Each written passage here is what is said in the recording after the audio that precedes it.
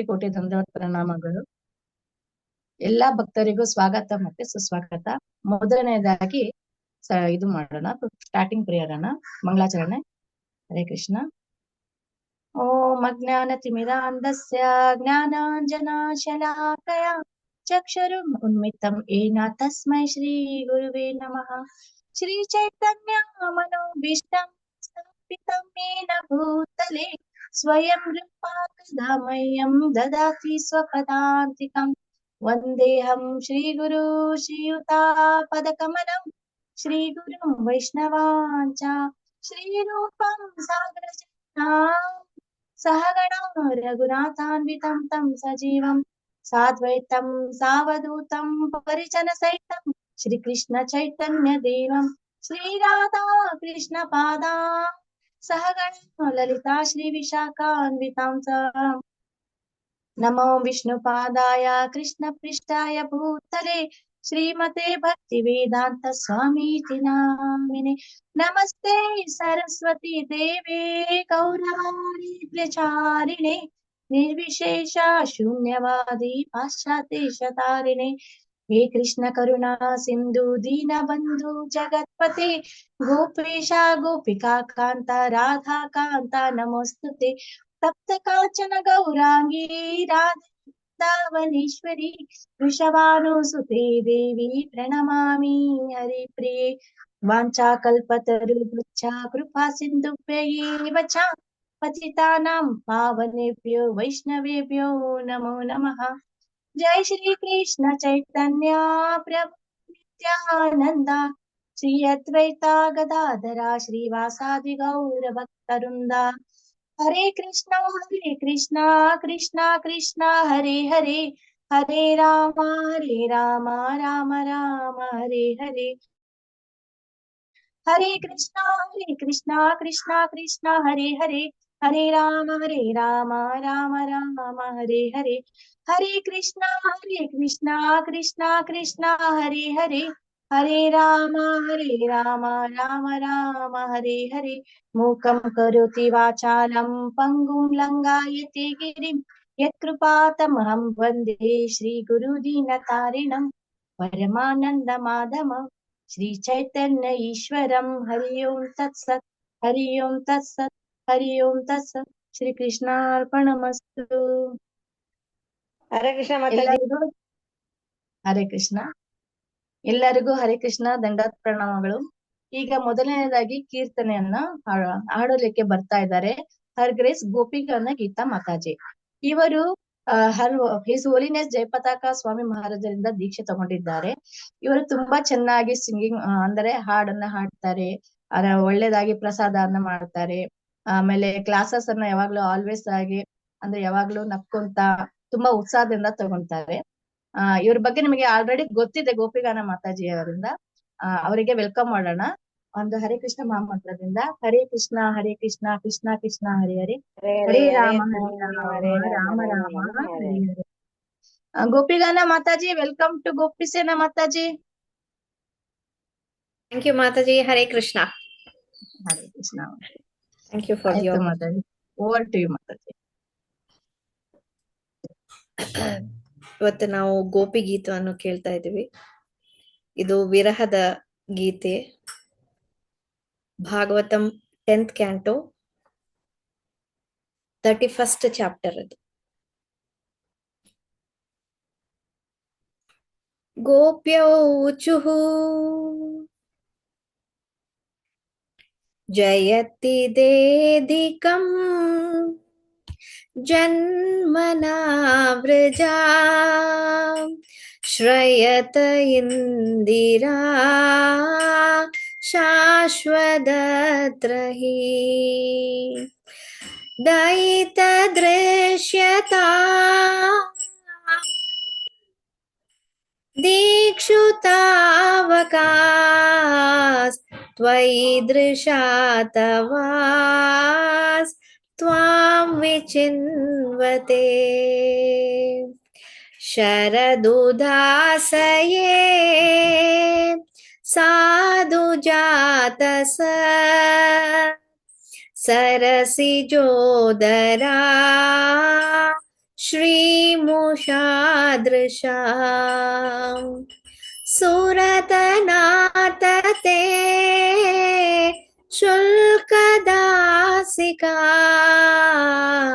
वरदनेघ्नतो नेह किं वदा विषजलाप्ययात् व्याळराक्षसात् वर्षमारुतात् वैद्युतानलात् वृषमयात्मजा विश्वतो भयात् वृषभते वयं रक्षितामुः नकुलगोपिका नन्दनो भवान् अखिलदेहिनाम् अन्तरात्मदृक् विकनसार्थितो विश्वगुप्तये सखौ देवान् सात्वतां कुले विरचिता भयं वृष्णिदूर्यते चरणईयुषां संस्मृते भयात् करसरोरुहं कान्तकामदं शिरसि देहिना श्रीकराग्रहम् व्रजजनार्तिहन् वीरयोषितां निजजनस्मया वंसनस्मिता भज सखे भवान् किङ्करी स्मनो जलरुहाननं चारुदर्शया प्रणतदेहिनां पापकर्षणं तृणचरानुगं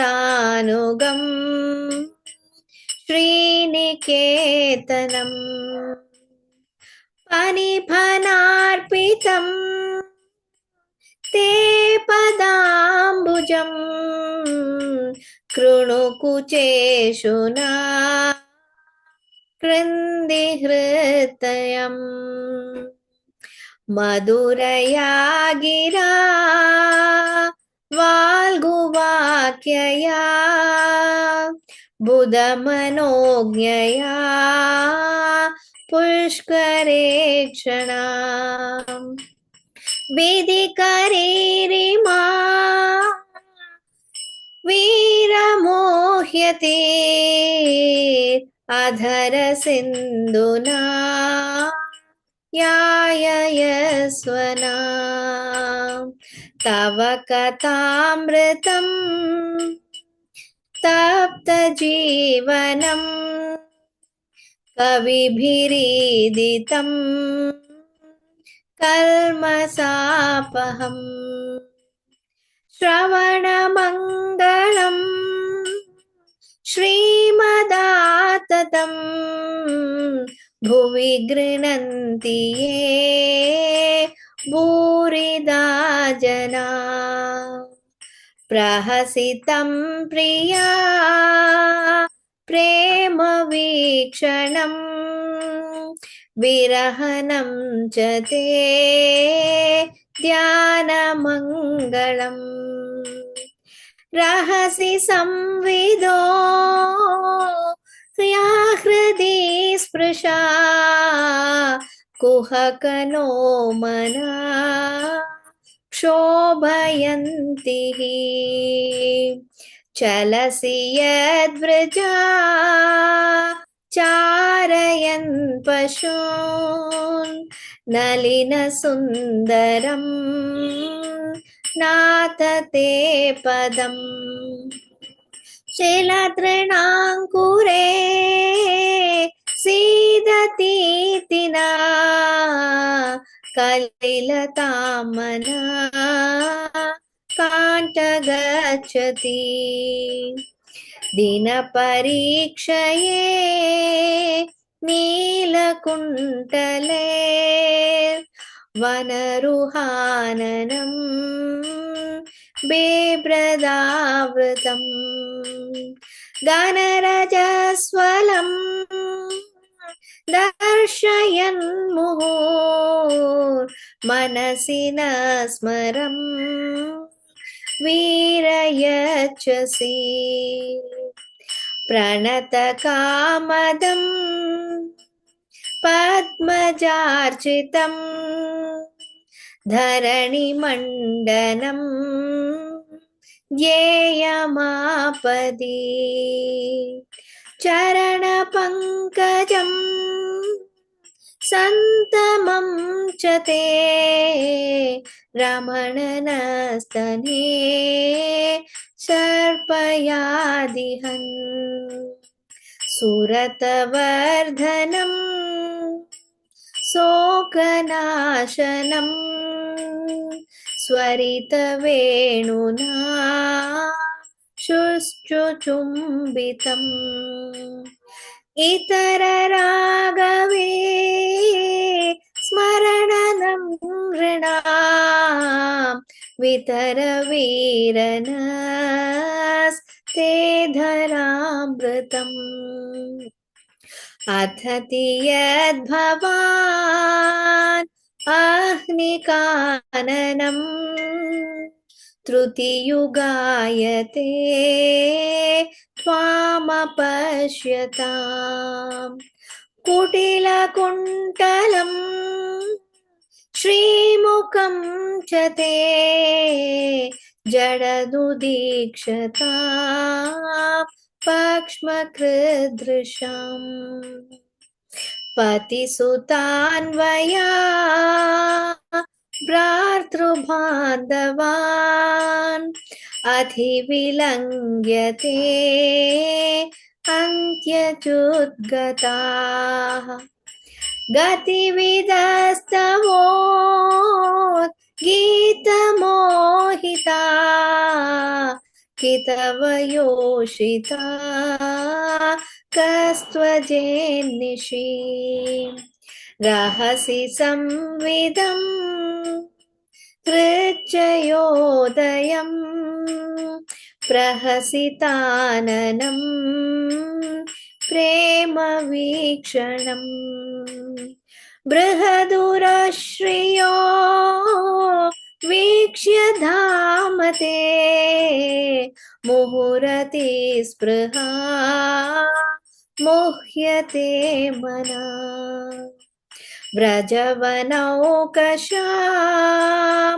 व्यक्तिरङ्गते वृजिनहन्त्यलं विश्वमङ्गलम् त्यजमनाक्षन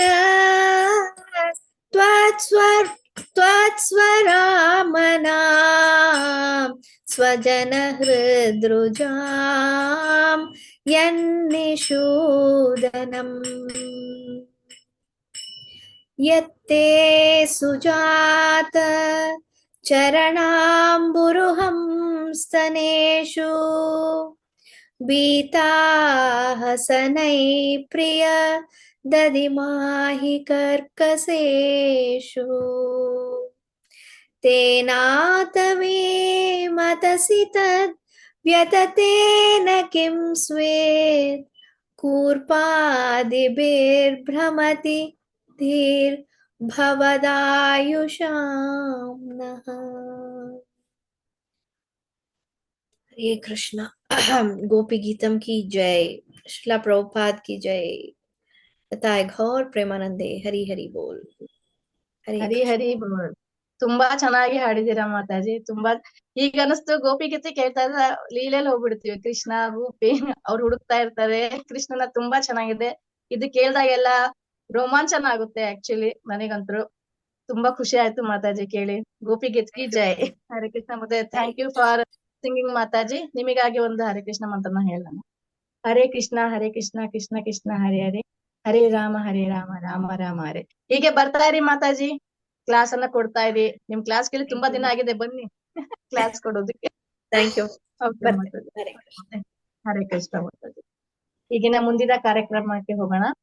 ಈಗ ಪ್ರವಚನ ಹೇಳೋದಕ್ಕೆ ನಮ್ಮಲ್ಲಿ ಬರ್ತಾ ಇದ್ದಾರೆ ಹರಗ್ರೇಸ್ ಅನುತ್ತಮ ವಿಲಾಸಿನಿ ದೇವಿದಾಸಿ.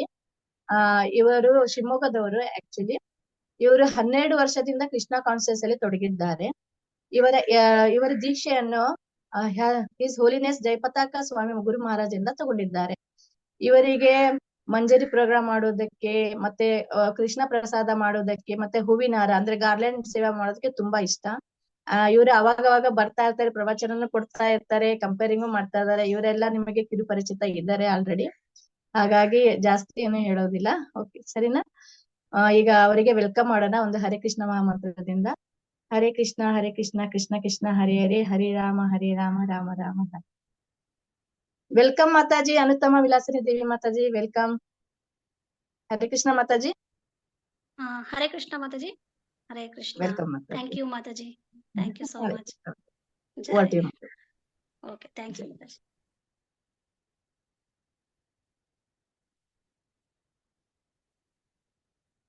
ಎಸ್, ಹರೇ ಕೃಷ್ಣ. ಇಲ್ಲಿ ನೆಲೆರ್ತಕ್ಕಂತ ಒಬ್ಬ ಹಿರಿಯ ಭಕ್ತರಿಗೆ ಪ್ರಣಾಮಗಳನ್ನ ಸಲ್ಲಿಸ್ತಾ, ಮತ್ತೆ ಎಲ್ಲಾ ಭಕ್ತರಲ್ಲೂ ನಾನು ಪ್ರಣಾಮಗಳನ್ನ ಸಲ್ಲಿಸುತ್ತಾ, ನನ್ನ ಗುರುಗಳಲ್ಲಿ ಮತ್ತೆ ಕೃಷ್ಣನಲ್ಲಿ ನಾನು ಪ್ರಣಾಮವನ್ನು ಸಲ್ಲಿಸುತ್ತಾ ಈ ಒಂದು ಪ್ರವಚನವನ್ನ ಪ್ರಾರಂಭ ಮಾಡ್ತೀನಿ. ಜಯೋ ರಾಧ ಮಾಧವ ಕುಂಜ ಬಿಹಾರಿ, ಜಯೋ ರಾಧ ಮಾಧವ ಕುಂಜ ಬಿಹಾರಿ, ಜಯ ಗೋಪಿ ಜನ ವಲ್ಲಭ ಗಿರಿವರಧಾರಿ, ಜಯ ಗೋಪಿ ಜನ ವಲ್ಲಭ ಗಿರಿವರಧಾರಿ, ಯಶೋಧನಂದನ ಬ್ರಜ ಜನರಂಜನ, ಯಶೋಧನಂದನ ಬ್ರಜ ಜನರಂಜನ, ಯಮುನಾ ತೀರ ವನಚಾರಿ, ಯಮುನಾ ತೀರ ವನಚಾರಿ, ಜಯೋ ರಾಧ ಮಾಧವ ಕುಂಜ ಬಿಹಾರಿ, ಜಯ ಗೋಪಿ ಜನ ವಲ್ಲಭ ಗಿರಿವರಧಾರಿ, ಯಶೋಧನಂದನ ಬ್ರಜ ಜನರಂಜನ, ಯಮುನಾ ತೀರ ವನಚಾರಿ, ಯಶೋಧನಂದನ ಬ್ರಜ ಜನರಂಜನ, ಯಶೋಧನಂದನ ಬ್ರಜ ಜನರಂಜನ, ಯಮುನಾ ತೀರ ವನಚಾರಿ, ಯಮುನಾ ತೀರ ವನಚಾರಿ. ಹರೇ ಕೃಷ್ಣ ಕೃಷ್ಣ ಕೃಷ್ಣ ಹರೇ ಹರೇ, ಹರೇ ರಾಮ ರಾಮ ರಾಮ ರಾಮ ಹರೇ ಹರೇ, ಹರೇ ಕೃಷ್ಣ ಕೃಷ್ಣ ಕೃಷ್ಣ ಕೃಷ್ಣ ಹರೇ ಹರೇ, ಹರೇ ರಾಮ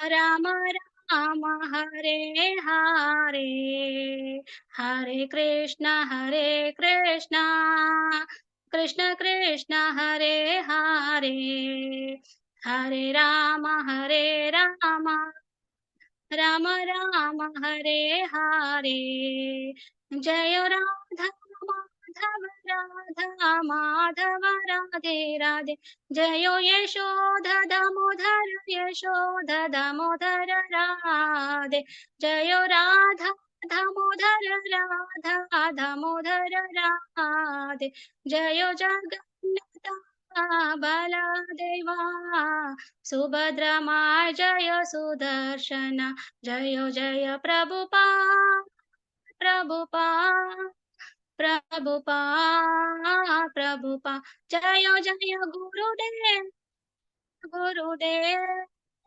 गुरुदेव गुरुदेव जय हरिनाम संकीर्तन महायज्ञ की जय जगद्गुरु श्रील प्रभुपाद की जय निताय गौर प्रेमानंदे हरि हरि बोल नमो विष्णुपादाय कृष्णप्रेष्ठाय भूतले श्रीमते भक्तिवेदान्त स्वामिन् इति नामिने नमस्ते सरस्वती देवी गौरवाणी प्रचारिणे निर्विशेष शून्यवादी पाश्चात्य देशधारिणे जय श्री कृष्ण चैतन्य प्रभु नित्यानंद श्री अद्वैत गदाधर श्रीवासादि गौर भक्तवृंद हरे कृष्णा कृष्णा कृष्णा हरे हरे हरे राम राम राम ಹರೇ ಹರೇ ಹರೇ ಕೃಷ್ಣ.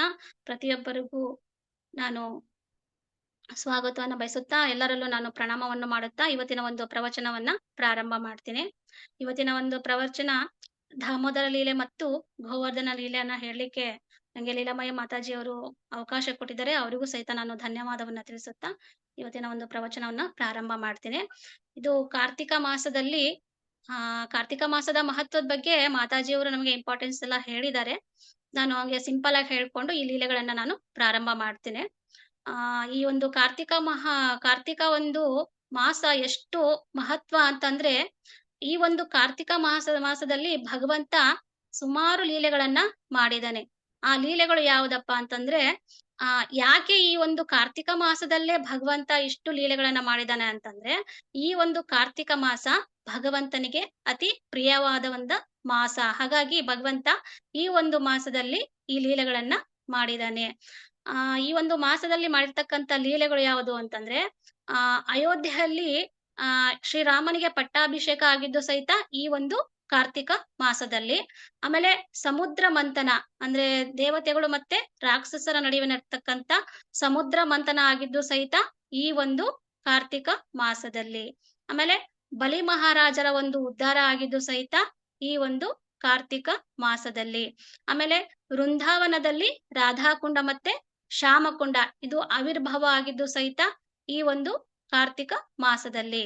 ಭಗವಂತ ಗೋವರ್ಧನ ಬೆಟ್ಟವನ್ನ ಎತ್ತಿದ್ದು ಸಹಿತ ಈ ಒಂದು ಕಾರ್ತಿಕ ಮಾಸದಲ್ಲಿ. ತುಳಸಿ ಸಾಲಿಗ್ರಾಮ ವಿವಾಹ ಆಗಿದ್ದು ಸಹಿತ ಇದೇ ಒಂದು ಮಾಸದಲ್ಲಿ. ಕೊನೆಗೆ ದಾಮೋದರ ಲೀಲೆ ಇದು ಎಲ್ಲದಕ್ಕಿಂತ ಅತ್ಯಂತ ಮುಖ್ಯವಾಗಿರ್ತಕ್ಕಂಥದ್ದು. ಈ ಲೀಲೆ ಮಾಡಿರ್ತಕ್ಕಂಥದ್ದು ಸಹಿತ ಭಗವಂತ ಈ ಒಂದು ಕಾರ್ತಿಕ ಮಾಸದಲ್ಲಿ. ಹಾಗಾಗಿ ಭಗವಂತ ಈ ಒಂದು ಮಾಸದಲ್ಲಿ ಹಲವಾರು ಲೀಲೆಗಳನ್ನ ಮಾಡಿದ್ದಾನೆ. ಆ ಲೀಲೆಗಳಲ್ಲಿ ದಾಮೋದರ ಲೀಲೆ ಎಲ್ಲದಕ್ಕಿಂತ ಅತ್ಯಂತ ಮುಖ್ಯವಾಗಿರ್ತಕ್ಕಂಥ ಲೀಲೆ. ಇದನ್ನ ಮತ್ತೆ ಗೋವರ್ಧನ ಲೀಲೆಯನ್ನ ನಾವು ಇವತ್ತು ತಿಳ್ಕೊಳ್ಳಿಕ್ಕೆ ಪ್ರಯತ್ನ ಮಾಡೋಣ. ಇದು ಭಗವಂತ ನಾವೀಗ ಈ ದಾಮೋದರ ಲೀಲೆಯನ್ನ ಸುಮಾರು ನಾವು ಕೇಳ್ತಾ ಇದೀವಿ. ಈಗೆಲ್ಲ ಕಾರ್ತಿಕ ಮಾಸದಲ್ಲಿ ಸಂಜೆ ಪ್ರೋಗ್ರಾಮ್ ಮಾಡ್ತಾ ಇದೀವಿ. ಈ ಲೀಲೆಗಳನ್ನ ನಾವೆಲ್ಲ ಕೇಳ್ತಾನೆ ಇದೀವಿ, ಶ್ರವಣ ಮಾಡ್ತಾನೆ ಇದೀವಿ. ಬಟ್ ಇದು ಎಷ್ಟು ಕೇಳಿದ್ರು ಸಹಿತ ನಮ್ಗೆ ಇನ್ನು ಕೇಳ್ತಾನೆ ಇರ್ಬೇಕು ಅನ್ನೋ ಒಂದು ಆಸೆ ಬರ್ತಾನೆ ಇರುತ್ತೆ. ಅಂದ್ರೆ ಎಷ್ಟ್ ಕೇಳಿದ್ರು ನಮ್ಗೆ ಹೊಸ್ತು ಅಂತ ಅನಿಸ್ತಾನೆ ಇರುತ್ತೆ. ನಮ್ಗೆ ಬೋರ್ ಅನ್ಸಲ್ಲ ಇದು ಒಂದು ದಾಮೋದರ ಒಂದು ಲೀಲೆ. ಈ ದಾಮೋದರ ಲೀಲೆಯಲ್ಲಿ ಭಗವಂತ ಏನೇನೆಲ್ಲ ಮಾಡ್ದ ಅನ್ನೋದ್ರ ಬಗ್ಗೆ ನಾವು ತಿಳ್ಕೊಳ್ಳಿಕ್ಕೆ ಇವತ್ತು ಪ್ರಯತ್ನ ಮಾಡೋಣ. ಈ ಒಂದು ದಾಮೋದರ ಲೀಲೆಯಲ್ಲಿ ಹೇಗಪ್ಪ ಅಂತಂದ್ರೆ, ಇದು ದೀಪಾವಳಿ ಎಂದು ಭಗವಂತ ವೃಂದಾವನದಲ್ಲಿ ಮಾಡಿರ್ತಕ್ಕಂಥ ಒಂದು ಲೀಲೆ ಇದು. ಒಂದ್ಸರಿ ಏನಾಗುತ್ತೆ ಅಂದ್ರೆ, ತಾಯಿ ಯಶೋದೆ ಮಜ್ಜಿಗೆಯನ್ನ ಕಡಿತಾ ಇರ್ತಾರೆ. ಮಜ್ಜಿಗೆ ಕಡಿಯುವಾಗ ಇವರು ಕೃಷ್ಣ ಏನ್ ಮಾಡಿರ್ತಾರೆ ಅಂದ್ರೆ ಮಲಗಿರ್ತಾರೆ. ಮಲಗಿದಾಗ ತಾಯಿ ಯಶೋದೆ ಏನ್ ಮಾಡ್ತಾಳೆ ಅಂದ್ರೆ, ಭಗವಂತನ ಒಂದು ಕೀರ್ತನೆಯನ್ನ ಮಾಡ್ತಾ ಮಜ್ಜಿಗೆಯನ್ನ ಕಡಿತಾ ಇರ್ತಾರೆ. ಆ ಮಜ್ಜಿಗೆಯನ್ನ ಕಡಿಯುವಾಗ ಅವಳ ಕೈಯಲ್ಲಿ ಬಳೆಗಳಿರ್ತವೆ. ಆ ಬಳೆಗಳು ಏನಾಗ್ತಾ ಇರ್ತವೆ ಅಂದ್ರೆ ಶಬ್ದ ಮಾಡ್ತಾ ಇರುತ್ತೆ. ಮಜ್ಜಿಗೆ ಕಡಿಯುವಾಗ ಬಳೆಗಳು ಶಬ್ದ ಆಗ್ತಲ್ವಾ, ಆ ತರ ಶಬ್ದ ಆಗ್ತಾ ಇರುತ್ತೆ. ಅಲ್ಲಿ ಕೃಷ್ಣ ಮಲಗಿರ್ತಾರೆ. ಶಬ್ದ ಆಗುವಾಗ ಅದು ಯಾವ ತರ ಒಂದು ಶಬ್ದ ಅನ್ಸುತ್ತೆ ಅಂದ್ರೆ, ಈಗ ಕರ್ತಾಳ್ ನಾವು ಬಾರಿಸ್ತೀವಲ್ಲ, ಕೀರ್ತನ್ ಮಾಡುವಾಗ ಕರ್ತಾಳ್ ಬಾರಿಸ್ತೀವಲ್ಲ, ಆ ತರ ಒಂದು ಶಬ್ದ ಅವಳ ಬಳೆಗಳ ಒಂದು ಶಬ್ದ ಆಗ್ತಾ ಇರುತ್ತೆ. ಆವಾಗ ಅವಳು ಮಜ್ಜಿಗೆ ಕಡಿತಾ ಇರ್ತಕ್ಕಂಥ ಹಗ್ಗದ ಸೌಂಡ್ ಇರುತ್ತಲ್ವಾ, ಅದು ಮೃದಂಗದ ಒಂದು ಶಬ್ದವನ್ನ ತೋರಿಸುತ್ತೆ. ಹಾಗೆ ಅಂತಂದ್ರೆ ಅವಳು ಹಿಂಗ್ ಕಡಿತಾ ಇರ್ತಾಳಲ್ವಾ, ಕಡಿತಾ ಇರುವಾಗ ಆ ಶಬ್ದ ಮೃದಂಗ ಮತ್ತೆ ಬಳೆಯ ಒಂದು ಶಬ್ದ ಕರ್ತಾಳದ ಒಂದು ಶಬ್ದವನ್ನ ತೋರಿಸ್ತಾ. ಇದಕ್ಕೆ ನಾವು ಅರ್ಥ ಮಾಡ್ಕೋಬಹುದು, ನಾವು ಸಹಿತ ಕೀರ್ತನ್ ಮಾಡ್ತಾ ಇರುವಾಗ ಕರ್ತಾಳ್ ಮತ್ತೆ ಮೃದಂಗವನ್ನ ಉಪಯೋಗಿಸ್ಕೊಂಡು ನಾವು ಕೀರ್ತನ್ ಮಾಡ್ತಾ ಇರ್ತೀವಿ.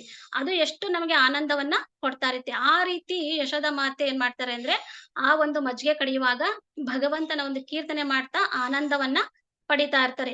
ಈ ಒಂದು ಶಬ್ದವನ್ನ ಕೇಳಿ ಕೃಷ್ಣ ಏನ್ ಮಾಡ್ಬಿಡ್ತಾರೆ, ಎದ್ದೇಳ್ತಾರೆ, ಎಚ್ಚರವಾಗಿರ್ತಾರೆ. ಎಚ್ಚರವಾಗಿ ಏನ್ ಮಾಡ್ತಾರೆ, ಅವರು ಎಚ್ಚರವಾಗಿ ಬರ್ತಾರೆ, ಯಶೋದ ಮಾತೆ ಹತ್ರ ಬರ್ತಾರೆ. ಬಂದು ಅಮ್ಮ ನನ್ಗೆ ಹಸುವಾಗಿದೆ, ನಂಗೆ ಹಾಲು ಕುಡಿಸು ಅಂತ ಹೇಳ್ತಾರೆ. ಈಗ ಸಾಮಾನ್ಯವಾಗಿ ನೋಡ್ಬೋದು, ಈಗ ನಾವ್ ಹೇಗೆ ಅಂತಂದ್ರೆ, ಈಗ ಮಕ್ಕಳು ಮಲಗಿರ್ತಾರೆ, ಮಲಗಿದಾಗ ಎಚ್ಚರ ಆದ ತಕ್ಷಣ ಏನಾಗುತ್ತೆ, ಅವ್ರಿಗೆ ಹಸುವಾಗುತ್ತೆ. ಹಸುವಾದಾಗ ಏನ್ ಮಾಡ್ತಾರೆ, ಕಿರಿಕಿರಿ ಮಾಡ್ತಾರೆ, ಹಸುವಾಗಿದೆ ಅಂತಲ್ವಾ. ಅದೇ ತರ ಭಗವಂತ ಏನ್ ಮಾಡ್ತಾರೆ, ತಾಯಿ ಯಶೋದೆ ಹತ್ರ ಬಂದು ನನ್ಗೆ ಹಾಲು ಕುಡಿಸು ಅಂತ ಅವರು ಕೇಳ್ಕೊಳ್ತಾರೆ. ಕೇಳ್ಕೊಂಡಾಗ ಯಶೋದೆ ಏನ್ ಮಾಡ್ತಾರೆ, ಸರಿ ಆಯ್ತು ಅಂತ ಹೇಳಿ ಅವರು ಅದನ್ನ ಮಜ್ಜಿಗೆ ಕಡಿಯೋದ್ ಬಿಡ್ತಾರೆ. ಬಿಟ್ಬಿಟ್ಟು ಭಗವಂತ ಕೃಷ್ಣನಿಗೆ ಏನ್ ಮಾಡ್ತಾರೆ, ಹಾಲು ಕುಡಿಸ್ಲಿಕ್ಕೆ ಹಾಲು ತೊಡೆ ಮೇಲೆ ಹಾಕೊಂಡು ಅವ್ರು ಹಾಲು ಕುಡಿಸ್ತಾರೆ. ಅವಾಗ ಹಾಲು ಕುಡಿಸುವಾಗ ಅವ್ರ ಏನ್ ಮಾಡಿರ್ತಾರೆ ಅಂದ್ರೆ, ತಾಯಿ ಯಶೋದೆ ಒಲೆ ಮೇಲೆ ಹಾಲು ಇಟ್ಟಿರ್ತಾರೆ. ಆ ಹಾಲು ಇಟ್ಟಿರೋದ್ ಮಾಡ್ತಿರ್ತಾರೆ. ಅವನಿಗೆ ಭಗವಂತಂಗ್ ಹಾಲು ಕುಡಿಸೋ ತಕ್ಷಣ ಕುಡಿಸ್ಲಿಕ್ಕೆ ಪ್ರಾರಂಭ ಮಾಡ್ತಾರೆ. ಅದು ಒಲೆ ಮೇಲೆ ಹಾಲು ಏನಾಗ್ತಾ ಇರುತ್ತೆ ಅಂದ್ರೆ, ಅದು ಕುದ್ದು ಇದು ಆಗ್ತಾ ಇರುತ್ತೆ, ಮೇಲ್ ಬರ್ತಾ ಇರುತ್ತೆ. ಇವರು ತಾಯಿ ಯಶೋದೆ ಏನ್ ಮಾಡ್ತಾಳೆ, ಭಗವಂತನಿಗೆ ಹಾಲು ಕುಡಿಸ್ಕೊ ಅಂತ ಅದ್ರಲ್ಲಿ ಮೈ ಮರಿತಾರೆ. ಸಡನ್ ಆಗಿ ಏನಾಗ್ಬಿಡುತ್ತೆ, ಆ ಹಾಲು ಉಕ್ಕೋ ತರ ಸೌಂಡ್ ಆಗುತ್ತೆ. ಸೌಂಡ್ ಆದ ತಕ್ಷಣ ಯಶೋದೆಗೆ ಗೊತ್ತಾಗುತ್ತೆ ಇದು ಹಾಲು ಉಕ್ತಾ ಇದೆ ಅಂತ ಹೇಳಿ. ಇಲ್ಲಿ ನಾವು ನೋಡ್ಬೋದು, ಆ ಹಾಲು ಇದೆ ಅಲ್ವಾ, ಆ ಹಾಲು ಯಾಕೆ ಉಕ್ಕುತ್ತೆ ಅಂತಂದ್ರೆ, ಅಲ್ಲಿ ಹೇಳ್ತಾರೆ, ಈಗ ಹಾಲು ನಾನು ಈಗ ತಾಯಿ ಯಶೋದೆ ಕೃಷ್ಣನಿಗೆ ಹಾಲು ಕುಡಿಸಿದ್ಲು ಅಂತಂದ್ರೆ ನಾನ್ ಏನ್ ಮಾಡ್ತೀನಿ, ನಾನು ವೇಸ್ಟ್ ಆಗ್ಬಿಡ್ತೀನಿ. ಯಾಕಂದ್ರೆ ನಾನು ಕೃಷ್ಣನ ಒಂದು ಸೇವೆಗೆ ಉಪಯೋಗ ಆಗಲ್ಲ. ಹಾಗಾಗಿ ನಾನೇನ್ ಮಾಡ್ತೀನಿ ಅಂದ್ರೆ, ನಾನು ಆತ್ಮಹತ್ಯೆ ಮಾಡ್ಕೊಂಡು ಈ ಬೆಂಕಿಲಿ ಸತ್ತೋಗ್ಬಿಡ್ತೀನಿ ಅಂತ ಹಾಲು ಯೋಚನೆ ಮಾಡುತ್ತೆ. ನಾವು ಅರ್ಥ ಮಾಡ್ಕೋಬಹುದು, ಹೇಗೆ ಈ ಹಾಲು ಮಾತಾಡುತ್ತಾ ಅಂತ ನಮ್ಗೆ ತರ ಕನ್ಫ್ಯೂಸ್ ಆಗುತ್ತೆ ಅಲ್ವಾ. ಯಾಕಂದ್ರೆ ಅದು ನಿರ್ಜೀವ ವಸ್ತು ಅಲ್ವಾ, ಅದು ಹೇಗೆ ಮಾತಾಡುತ್ತೆ ಅಂತೇಳಿ ನಮಗ್ ಪ್ರಶ್ನೆ ಬರ್ಬೋದು. ಅದಕ್ಕೆ ಹೇಳ್ತಾರೆ, ಯಾಕೆ ಹಾಲು ಆತರ ಒಂದು ಆತ್ಮಹತ್ಯೆ ಮಾಡ್ಕೊಳ್ಳಿಕ್ಕೆ ಪ್ರಯತ್ನ ಮಾಡ್ತು ಅಂತಂದ್ರೆ, ಅದು ಭಗವಂತನ ಸೇವೆಗೆ ನಾನು ಉಪಯೋಗ ಆಗಲ್ಲ ಅಂತೇಳಿ ಆತ್ಮಹತ್ಯೆಯನ್ನ ಮಾಡ್ಕೊಳ್ಳಿಕ್ಕೆ ಪ್ರಯತ್ನ ಮಾಡುತ್ತೆ.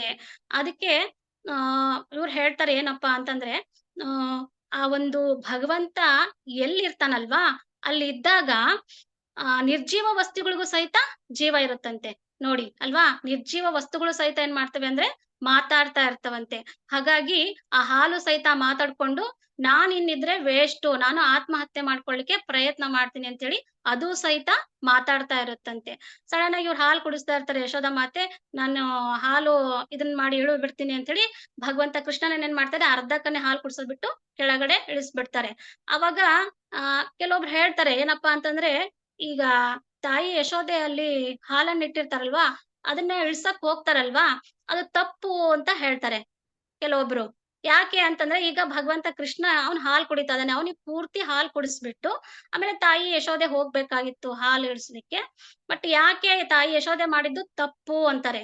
ಬಟ್ ಇಲ್ಲಿ ನಾವು ಅರ್ಥ ಮಾಡ್ಕೊಳೋದೇನಪ್ಪಾ ಅಂತಂದ್ರೆ, ಇಲ್ಲಿ ತಾಯಿ ಯಶೋದೆ ಮಾಡಿದ್ದು ಸರಿ. ಯಾಕೆ ಅಂತಂದ್ರೆ, ಆ ಹಾಲು ಯಾರಿಗೋಸ್ಕರ ತಾಯಿ ಯಶೋದೆ ಕಾಯಿಸ್ತಾ ಇದ್ಲು ಅಂದ್ರೆ, ಭಗವಂತನ ಒಂದು ಸೇವೆಗೋಸ್ಕರನೇ ಕಾಯಿಸ್ತಾ ಇದ್ಲು ಅಲ್ವಾ. ಇಲ್ಲಿ ಯಾವ್ದು ಇಂಪಾರ್ಟೆಂಟ್ ಅಂತ ಕೇಳ್ಬೋದು, ಕೃಷ್ಣ ಇಂಪಾರ್ಟೆಂಟಾ ಅಥವಾ ಹಾಲು ಇಂಪಾರ್ಟೆಂಟಾ ಅಂದ್ರೆ, ಇಲ್ಲಿ ಯಾವುದು ಇಂಪಾರ್ಟೆಂಟ್ ಅಂದ್ರೆ ಹಾಲೆ. ಯಾಕೆ ಅಂತಂದ್ರೆ, ಅವಳು ಇಲ್ಲಿ ಭಕ್ತಿ ಅಲ್ವಾ. ಈಗ ಭಕ್ತಿ ಅಂದ್ರೆ ಭಕ್ತಿ ಸೇವೆ. ಈಗ ಕೆಲವೊಬ್ರು ಏನಂತಂದ್ರೆ, ಯಾವ ರೀತಿ ಅರ್ಥ ಮಾಡ್ಕೋಬಹುದಪ್ಪ ಅಂದ್ರೆ, ಈಗ ಕೆಲವೊಬ್ರು ದೇವಸ್ಥಾನಕ್ಕೆ ಬರ್ತಾ ಇರ್ತಾರೆ, ಅವರು ಭಕ್ತರಾಗಿರ್ತಾರೆ. ಅವರು ದೇವಸ್ಥಾನಕ್ಕೆ ಬಂದು ಏನ್ ಮಾಡ್ತಾರೆ, ಸೇವೆ ಮಾಡಲ್ಲ, ಬರ್ತಾರೆ, ಪ್ರಸಾದ ತಗೊಂತಾರೆ, ಮತ್ತೆ ಭಗವಂತನ ದರ್ಶನ ಮಾಡ್ತಾರೆ, ಹೋಗ್ತಾ ಇರ್ತಾರೆ. ಅವರು ಭಕ್ತರೇ, ಬಟ್ ದರ್ಶನ ಮಾಡ್ಕೊಂಡು ಹೋಗ್ತಾರೆ. ಕೆಲವು ಭಕ್ತರು ಅವ್ರೇನ್ ಮಾಡ್ತಾರೆ ಅಂದ್ರೆ, ಬರ್ತಾರೆ ದೇವಸ್ಥಾನಕ್ಕೆ, ಸೇವೆಗಳನ್ನ ಮಾಡ್ತಾರೆ. ಇದು ಬಂದ್ಬಿಟ್ಟು ಭಕ್ತಿ ಅಂತಾರೆ. ಭಕ್ತಿ ಅಂತಂದ್ರೆ ಭಗವಂತನ ಸೇವೆ ಮಾಡೋದು, ಭಕ್ತಿ ಸೇವೆ ಮಾಡೋದು, ಅದಕ್ಕೇನೆ ಭಕ್ತಿ ಅಂತಾರೆ. ತಾಯಿ ಯಶೋದೆ ಮಾಡಿದ್ನು ಅದೇ, ಭಗವಂತನ ಒಂದು ಸೇವೆಗೋಸ್ಕರನೇ ಆ ಹಾಲನ್ನ ಇಟ್ಟಿದ್ಲು. ಹಾಗಾಗಿ ಏನ್ ಮಾಡಿದ್ಲು, ಅವಳು ಆ ಹಾಲನ್ನ ಕೆಳಗಡೆ ಇಡ್ಲಿಕ್ಕೋಸ್ಕರನೇ ಭಗವಂತನನ್ನ ಕೆಳಗಿಳಿಸಿ ಹೋಗಿದ್ಲು. ಅದಕ್ಕೋಸ್ಕರ ಇದು ತಪ್ಪಲ್ಲ ಅಂತ ಹೇಳಿ ಹೇಳ್ತಾರೆ. ಅದನ್ನ ಕೆಳಗಿಳಿಸಿ ತಾಯಿ ಯಶೋದೆ ಏನ್ ಮಾಡ್ತಾಳೆ, ಬರ್ತಾಳೆ. ಬಂದ ತಕ್ಷಣನೇ ಅವನಿಗೆ ಸಿಟ್ಟು ಬಂದ್ಬಿಡುತ್ತೆ. ಯಾರಿಗೆ, ಭಗವಂತ ಕೃಷ್ಣನಿಗೆ ಸಿಟ್ಟು ಬಂದ್ಬಿಡುತ್ತೆ. ನನಗಿಂತೂ ಆ ಹಾಲೇ ಹೆಚ್ಚಾಯ್ತಾ ಅಂತ ಹೇಳಿ ಅವನೇನ್ ಮಾಡ್ತಾನೆ, ಅವಳು ಯಶೋದೆ ಮಜ್ಜಿಗೆಯನ್ನ ಕಡಿತಾ ಇರ್ತಾಳ್ವಾ, ಅದೆಲ್ಲ ಮಜ್ಜಿಗೆನೆಲ್ಲ ಕೆಳಗಡೆ ಎಲ್ಲ ಚೆಲ್ಬಿಟ್ಟು, ಎಲ್ಲಾ ಮನೆ ತುಂಬಾ ಎಲ್ಲ ಮಜ್ಜಿಗೆ, ಮೊಸರು ಮಜ್ಜಿಗೆ ಎಲ್ಲದನ್ನು ಹಾಳು ಮಾಡ್ಬಿಟ್ಟು ಅವನೇನ್ ಮಾಡ್ತಾನೆ, ಹೊರಗಡೆ ಹೋಗ್ಬಿಡ್ತಾನೆ. ಹೋದ ತಕ್ಷಣ ಯಶೋದೆ ಬರ್ತಾಳೆ, ಹಾಲು ಇಳಿಸ್ಬಿಟ್ಟು ಬರ್ತಾಳೆ. ಬಂದ ತಕ್ಷಣ ನೋಡ್ತಾಳೆ, ಎಲ್ಲ ಮನೆ ತುಂಬಾನೇ ಏನಾಗಿರುತ್ತೆ, ಮೊಸರು ಮಜ್ಜಿಗೆ ಎಲ್ಲ ಚೆಲ್ಲಾಬಿಲಿ ಆಗಿರುತ್ತೆ. ತುಂಬ್ಕೊಂಡು ಎಲ್ಲ ಹರಡಿ ಎಲ್ಲ ಗಲೀಜ್ ಮಾಡ್ಬಿಟ್ಟಿರ್ತಾನೆ. ಆವಾಗ ಯಶೋದೆ ನೋಡ್ತಾಳೆ. ಈಗ ಕಳ್ತನ ಮಾಡೋರು ಏನ್ ಮಾಡ್ತಾರೆ ಅಂದ್ರೆ, ಏನಾದ್ರೂ ಸುಳಿ ಬಿಟ್ಟು ಹೋಗಿರ್ತಾರಲ್ವಾ, ಈ ಕೃಷ್ಣನ ಇದೆಲ್ಲ ಹಾಳ್ ಮಾಡಿ ಹೋಗಿರ್ತಾನಲ್ವಾ. ಹೋದಾಗ ಇದನ್ನ ಯಾರು ಮಾಡಿರ್ಬೋದು ಅಂತ ಯಶೋದೆ ಬಂದ್ ನೋಡ್ತಾಳೆ. ಅವನ್ ಏನ್ ಮಾಡಿರ್ತಾನೆ, ತನ್ನ ಅದು ಮೊಸರು ಮಜ್ಜಿಗೆ ಎಲ್ಲ ಇರುತ್ತಲ್ಲ ಅದ್ರಲ್ಲಿ ನಡ್ಕೊಂಡು ಹೋಗಿರ್ತಾನೆ. ಆ ಹೆಜ್ಜೆ ಗುರುತು ಗೊತ್ತಾಗುತ್ತೆ. ಆ ಹೆಜ್ಜೆ ಗುರುತಿನಿಂದ ತಾಯಿ ಯಶೋದೆ ಏನ್ ಮಾಡ್ತಾಳೆ ಅಂತಂದ್ರೆ, ಓ ಇದು ಕೃಷ್ಣನ ಕೆಲಸ ಅಂತೇಳಿ ಅವನನ್ನ ಹಿಡಿದ್ಬಿಟ್ಟು ಅವನಿಗೆ ಶಿಕ್ಷೆ ಕೊಡ್ಬೇಕು ಅಂತ ಏನ್ ಮಾಡ್ತಾಳೆ ಯಶೋದೆ ಹೋಗ್ತಾಳೆ. ಹೋದಾಗ ಮತ್ತೆ ಅಲ್ಲಿ ಹೋಗ್ತಾಳೆ. ಅಲ್ಲಿ ಹೋದಾಗ ಏನ್ ಮಾಡ್ತಾಳೆ, ಇನ್ನೊಂದು ಸ್ಟೋರ್ ರೂಮ್ ಇರುತ್ತೆ. ಅಲ್ಲಿ ಆ ಸ್ಟೋರ್ ರೂಮ್ ಅಲ್ಲಿ ಏನ್ ಮಾಡ್ತಾನೆ ಅಂದ್ರೆ, ಕೃಷ್ಣ ಮತ್ತೆ ಅಲ್ಲಿ ಬೆಣ್ಣೆ ಎಲ್ಲ ಇಟ್ಟಿರುತ್ತೆ, ಬೆಣ್ಣೆದು ಮಡಿಕೆ ಎಲ್ಲ ಇರುತ್ತೆ. ಅಲ್ಲಿ ಮಡಿಕೆಯಲ್ಲಿ ಇರ್ತಕ್ಕಂತ ಆ ಬೆಣ್ಣೆನ ತೆಗೆದು ಮಂಗಗಳಿಗೆ ತಿನ್ನಿಸ್ತಾ ಇರ್ತಾನೆ. ಅಲ್ಲಿನೂ ಸಹಿತ ಏನ್ ಮಾಡ್ತಾನೆ, ಎಲ್ಲಾ ಬೆಣ್ಣೆಯನ್ನು ಮಂಗಗಳಿಗೆ ತಿನ್ನಿಸ್ಬಿಟ್ಟು ಆ ಬೆಣ್ಣೆನು ಸಹಿತ ಹಾಳು ಮಾಡ್ತಾನೆ. ಅದನ್ನ ನೋಡ್ಬಿಟ್ಟು ಯಶೋದೆ ಏನ್ ಮಾಡ್ತಾಳೆ, ಹೇಗಾದ್ರೂ ಮಾಡಿ ಇವನಿಗೆ ನಾನು ಶಿಕ್ಷೆ ಕೊಡ್ಬೇಕು ಅಂತ ಹೇಳಿ ಅವನನ್ನ ಓಡಿಸ್ಕೊಂಡು ಬೆತ್ತ ತಗೊಂಡು ಓಡಿಸ್ಲಿಕ್ಕೆ ಪ್ರಯತ್ನ ಮಾಡ್ತಾಳೆ. ಅವಾಗ ಏನ್ ಮಾಡ್ತಾನೆ ಅವನು ಕೃಷ್ಣ, ಅವಳ ಕೈಗೆ ಸಿಗೋದೇ ಇಲ್ಲ. ಹಂಗೆ ಓಡಿಸ್ಕೊಂಡು ಹೋಗ್ತಾನೆ. ಹೋಗಿ ಅವಳು ಸಿಕ್ಕಾಪಟ್ಟೆ ಸುಸ್ತಾಗ್ಬಿಡ್ತಾಳೆ. ಸುಸ್ತಾಗಿ ಇಡೀ ವೃಂದಾವನವನ್ನೆಲ್ಲ ಏನ್ ಮಾಡ್ತಾನೆ ಕೃಷ್ಣ ಸುತ್ತರಿಸ್ಬಿಡ್ತಾನೆ. ಅವಳು ಕೂದ್ಲು ಎಲ್ಲ ಬಿಚ್ಕೊಂಡು ಆ ಹೂವು ಸಹಿತ ಮಾತಾಡ್ತಾ ಇರುತ್ತಂತೆ ನೋಡಿ. ನಾನ್ ಹೇಳಿದ್ನಲ್ಲ ಆವಾಗ್ಲೇ, ಬಳೆಗಳು ಸಹಿತ ಕರ್ತಾಳ ನಾದವನ್ನ, ಆಮೇಲೆ ಹಗ್ಗನೂ ಸಹಿತ ಮೃದಂಗವನ್ನ ನಾದವನ್ನು ತೋರಿಸ್ತಾ ಇತ್ತು, ಆಮೇಲೆ ಹಾಲು ಸಹಿತ ಮಾತಾಡ್ತಾ ಇತ್ತು. ಇಲ್ಲಿ ಹೂವು ಸಹಿತ ಮಾತಾಡ್ತಾ ಇರುತ್ತೆ. ಅದಕ್ಕೋಸ್ಕರ ಕೃಷ್ಣ ಎಲ್ಲಿರ್ತಾನೋ ಅಲ್ಲಿ ನಿರ್ಜೀವ ವಸ್ತುಗಳಿಗೂ ಸಹಿತ ಜೀವ ಇರುತ್ತೆ ಅಂತ ಹೇಳಿ ನಾವು ಈ ಒಂದು ಲೀಲೆ ಮುಖಾಂತರ ಸಹಿತ ನಾವು ಅರ್ಥ ಮಾಡ್ಕೋಬಹುದು. ಆಮೇಲೆ ಅವಳು ಅಟ್ಸ್ಕೊಂಡ್ ಹೋಗ್ತಾಳೆ, ಸುಸ್ತಾಗ್ಬಿಡ್ತಾಳೆ. ಯಾರು ತಾಯಿ ಯಶೋದ ಸುಸ್ತಾಗ್ಬಿಟ್ಟು ಕೃಷ್ಣ ಏನ್ ಮಾಡ್ತಾನೆ, ಕೊನೆಗೆ ವೃಂದಾವನೆಲ್ಲ ಸುತ್ತರಿಸ್ಬಿಟ್ಟು ಕೊನೆಗೆ ಏನ್ ಮಾಡ್ತಾಳೆ, ಅವನ ಯಶೋದ ಕೈಗೆ ಸಿಕ್ಕಾಕೊಂಡ್ಬಿಡ್ತಾನೆ. ಸಿಕ್ಕಾಕೊಂಡಾಗ ಯಶೋದ ಏನ್ ಮಾಡ್ತಾಳೆ, ನಿನ್ನನ್ ಕಟ್ ಹಾಕ್ತೀನಿ ಬಾ ಅಂತ ಹೇಳಿ ಒಳಕಲ್ ಇರುತ್ತಲ್ವಾ, ಆ ಒಳಕಲ್ಗೆ ಏನ್ ಮಾಡ್ತಾಳೆ, ಕಟ್ ಹಾಕ್ಲಿಕ್ಕೆ ಪ್ರಯತ್ನ ಮಾಡ್ತಾಳೆ. ಅವಾಗ ಕರ್ಕೊಂಡ್ಬಂದು ಕಟ್ ಹಾಕ್ಲಿಕ್ಕೆ ಹೋಗ್ತಾಳೆ. ಕಟ್ ಹಾಕ್ಲಿಕ್ಕೆ ಹೋದಾಗ ಕಟ್ಟಬೇಕಲ್ವಾ. ಈಗ ನೋಡಿ, ಈಗ ಮಕ್ಕಳಿಗೆ ಕಾಲಿಗೆ ಕಟ್ಟಿದ್ರೆ ಏನ್ ಮಾಡ್ತಾರೆ, ಬಿಚ್ಕೊಂಡ್ಬಿಡ್ತಾರೆ. ಕೈ ಕಟ್ಟಿದ್ರು ಬಿಚ್ಕೊಂಡ್ಬಿಡ್ತಾರೆ. ಎಲ್ಲಿ ಕಟ್ಬೇಕೀಗ, ಅವಳು ಹೊಟ್ಟೆ ಕಟ್ಬೇಕಲ್ವಾ. ಅದಕ್ಕೋಸ್ಕರ ಅವನಿಗೆ ದಾಮೋದರ ಅಂತ ಹೆಂಗ್ ಹೆಸರು ಬಂತು ಅಂತಂದ್ರೆ, ಈಗ ದಾಮ ಅಂದ್ರೆ ಹಗ್ಗ, ಉದರ ಅಂದ್ರೆ ಹೊಟ್ಟೆ ಅಲ್ವಾ. ಹಗ್ಗದಿಂದ ತನ್ನ ಹೊಟ್ಟೆಯನ್ನ ಯಾರು ಕಟ್ಸ್ಕೊಳ್ತಾರ ಅವರಿಗೆ ದಾಮೋದರ ಅಂತ ಹೇಳ್ತಾರೆ. ಅದಕ್ಕೋಸ್ಕರ ತಾಯಿ ಏನ್ ಮಾಡ್ತಾಳೆ, ಹೊಟ್ಟೆ ಕಟ್ಟಿದ್ರೆ ಇವನು ಬಿಡಿಸ್ಕೊಳ್ಳೋ ಚಾನ್ಸಸ್ ಇರಲ್ಲ. ಹಾಗಾಗಿ ನಾನೇನ್ ಮಾಡ್ತೀನಿ, ಹೊಟ್ಟೆಗೆ ಕಟ್ಟೋಣ ಅಂತ ಹೇಳಿ ಅವಳು ಹೊಟ್ಟೆಗೆ ಕಟ್ಲಿಕ್ಕೆ ಹೋಗ್ತಾಳೆ. ಆವಾಗ ಅದು ಹಗ್ಗ ಕಟ್ಲಿಕ್ಕೆ ಇದ್ ಮಾಡ್ತಾಳೆ. ಬಟ್ ಕಟ್ಟಕ್ ಹೋದಾಗ ಏನಾಗುತ್ತೆ ಅಂದ್ರೆ, 2 ಬೆರಳಷ್ಟು ಏನಾಗುತ್ತೆ, ಕಡಿಮೆ ಸಾಲ್ಟೇಜ್ ಆಗುತ್ತೆ. ಅಂದ್ರೆ 2 ಬೆರಳಷ್ಟು ಕಡಿಮೆ ಆಗುತ್ತೆ, ಕಟ್ಲಿಕ್ಕೆ ಆಗಲ್ಲ ಆ ಗಂಟನ್ನ. ಅವಾಗ ಏನ್ ಮಾಡ್ತಾಳೆ, ಅವ್ರ ಮನೇಲಿ ಯಶೋದ ನಂದ ಮಹಾರಾಜ್ ಮನೆಯಲ್ಲಿ 9 ಲಕ್ಷ ಹಸುಗಳಿರ್ತವೆ. ಆ ಹಸುಗಳ ಹಗ್ಗ ಎಲ್ಲಾ ತಗೊಂಬಂದ್ ಏನ್ ಮಾಡ್ತಾಳೆ, ಕಟ್ಲಿಕ್ಕೆ ಪ್ರಯತ್ನ ಮಾಡ್ತಾಳೆ. ಆದ್ರೂ ಸಹಿತ ಏನಾಗುತ್ತೆ, 2 ಬೆರಳಷ್ಟು ಏನಾಗುತ್ತೆ, ಹಗ್ಗ ಕಡಿಮೆ ಬೀಳುತ್ತೆ. ಆಮೇಲೆ ಅಲ್ಲಿರ್ತಕ್ಕಂಥ ಗೋಪಿಯರ ಮನೆಗೆಲ್ಲ ಹೋಗ್ತಾಳೆ. ಅಲ್ಲಿ ಹೋಗಿ ಅವ್ರನ್ನು ಕೇಳ್ತಾಳೆ. ಅವಾಗ ಆ ಗೋಪಿಯರಿಗೆ ಸಿಟ್ಟಿರುತ್ತೆ. ಯಾಕಂದ್ರೆ ಫಸ್ಟ್ ಎಲ್ಲ ಅವ್ನ್ ಏನ್ ಮಾಡ್ತಾನೆ, ಆ ಗೋಪಿಯರ ಮನೆಗೆ ಹೋಗಿ ಅಲ್ಲಿ ಸಹಿತ ಬೆಣ್ಣೆ ಎಲ್ಲ ಮೊಸರು ಎಲ್ಲ ಕದ್ದಿರ್ತಾನಲ್ವಾ, ಅವ್ರದ್ದು ಕಂಪ್ಲೇಂಟ್ಸ್ ಬಂದಿರುತ್ತೆ ಯಶೋದ ಮಾತೆಗೆ. ಆದ್ರೆ ಅವಳು ನಂಬಿರಲ್ಲ ಯಶೋದ ಮಾತೆ. ನನ್ ಕೃಷ್ಣ, ನಮ್ಮ ಮನೆಯಲ್ಲೇ 9 ಲಕ್ಷ ಹಸುಗಳಿದಾವೆ, ಅದನ್ ಬಿಟ್ಟು ಕೃಷ್ಣ ಯಾಕೆ ಬೇರೆಯವ್ರ ಮನೇಲಿ ಹೋಗಿ ಕದೀತಾನೆ ಅಂತ ಹೇಳಿ ಅವಳು ನಂಬಿರಲ್ಲ. ಈಗ ಅವಳಿಗೆ ಗೊತ್ತಾಗ್ತಾ ಇದೆ, ಕರೆಕ್ಟ್ ಗೋಪಿಯರು ಹೇಳೋದು ಕರೆಕ್ಟು. ಕೃಷ್ಣ ಏನ್ ಮಾಡ್ತಿದ್ದ, ಅವ್ರ ಮನೆಯಲ್ಲೂ ಕದೀತಾ ಇದ್ದ ಅಂತ ಗೊತ್ತೆ. ಅದಕ್ಕೆ ಆ ಸಿಟ್ಟಲ್ಲಿ ಏನ್ ಮಾಡ್ತಾರೆ ಅಂದ್ರೆ ಗೋಪಿಯರು, ಇವ್ನ ಹೆಂಗಾರ ಮಾಡಿ ಕಟ್ಟಿಸ್ಬೇಕು ಯಶೋದ ಕೈಯಿಂದ ಅಂತ ಹೇಳಿ ಅವ್ರ ಮನೇಲಿ ಇರ್ತಕ್ಕಂತ ಎಲ್ಲಾ ಹಗ್ಗಗಳನ್ನು ತಂದ್ಕೊಟ್ಟಿರ್ತಾರೆ. ತಂದ್ಕೊಟ್ಟು, ತಗೋ ಯಶೋದ ಕಟ್ಟು, ಇವನನ್ನ ಬಿಡ್ಬೇಡ ಅಂತ ಹೇಳಿ ಸಿಟ್ಟಲ್ಲಿ ಅವನಿಗೆ ಜೋರ್ ಮಾಡ್ತಾ ಅವರು ಗೋಪಿಯರೆಲ್ಲ ಇದ್ ಮಾಡ್ತಾರೆ. ಆವಾಗ ಇವಳು ಯಶೋದ ಮಾಡ್ತಾರೆ, ಎಲ್ಲರೂ ಇಸ್ಕೊಂಡ್ ಕಟ್ಟಕ್ ಹೋಗ್ತಾಳೆ. ಮತ್ತು ಏನಾಗುತ್ತೆ, 2 ಬೆರಳಷ್ಟು ಕಡಿಮೆ ಆಗುತ್ತೆ. ಆಮೇಲೆ ಎಲ್ಲಾ ಸುತ್ತರ್ಕೊಂಡು ಎಲ್ಲಾ ಹಗ್ಗಗಳನ್ನು ತಗೊಂಬಂದ್ ಕಟ್ತಾಳೆ. ಅವಾಗ ಭಗವಂತ ಏನ್ ಮಾಡ್ತಾನೆ, ಅವಳ ಕೈಯಿಂದ ಕಟ್ಟಿಸ್ಕೊಳ್ತಾನೆ. ಕಟ್ಟಿಸ್ಕೊಂಡಾಗ ಇಲ್ಲಿ ಹೇಳ್ತಾರೆ, 2 ಬೆರಳಷ್ಟು ಯಾಕೆ ಅದು ಸಾಲ್ಟೇಜ್ ಬಂತು ಅಂತ ಹೇಳಿ ಹೇಳ್ತಾರೆ. ಇಲ್ಲಿ ಆಚಾರ್ಯರ ಪ್ರಕಾರ 2 ಬೆರಳಷ್ಟು ಯಾಕೆ ಕಡಿಮೆ ಬಂತು ಅಂದ್ರೆ, 1 ಬೆರಳು ಬಂದ್ಬಿಟ್ಟು ಅದು ಪ್ರಾಮಾಣಿಕವಾಗಿರ್ತಕ್ಕಂಥ ಒಂದು ಪ್ರಯತ್ನ, ಇನ್ನೊಂದು ಬೆರಳು ಕೃಪೆ. ಈ 2 ಕಾರಣಗಳಿಂದ ಭಗವಂತ ಏನ್ ಮಾಡ್ದ, ಕೊನೆಗೆ ಅವಳ ಕೈಯಿಂದ ಕಟ್ಟಿಸ್ಕೊಂಡ. ಬಟ್ ಕಟ್ಟಿಸ್ಲಿಕ್ಕೆ ಆಗ್ತಿರ್ಲಿಲ್ಲ ಈ 2 ಕಾರಣದಿಂದ. ಆಮೇಲೆ ಭಗವಂತ ಏನ್ ಮಾಡ್ದ, ಅವಳ ಕೈಯಿಂದ ಕಟ್ಟಿಸ್ಕೊಂಡ. ಇಲ್ಲಿ ಪ್ರಾಮಾಣಿಕ ಪ್ರಯತ್ನ ಅಂತ ಹೇಳ್ತಾರಲ್ವಾ, ಪ್ರಾಮಾಣಿಕ ಪ್ರಯತ್ನಕ್ಕೆ ಒಂದು ಭಗವದ್ಗೀತೆ ಒಂದು ಶ್ಲೋಕ ಹೇಳ್ತೀನಿ, ಕೋಟ್ ಮಾಡಿ. ಇದು ಶ್ಲೋಕ ಬಂದ್ಬಿಟ್ಟು 4.11 ಶ್ಲೋಕ. ಹೇಳ್ತಾರೆ, ಪ್ರಯತ್ನದ ಬಗ್ಗೆ ಬಂದಾಗ ಹೇಳ್ತಾರೆ,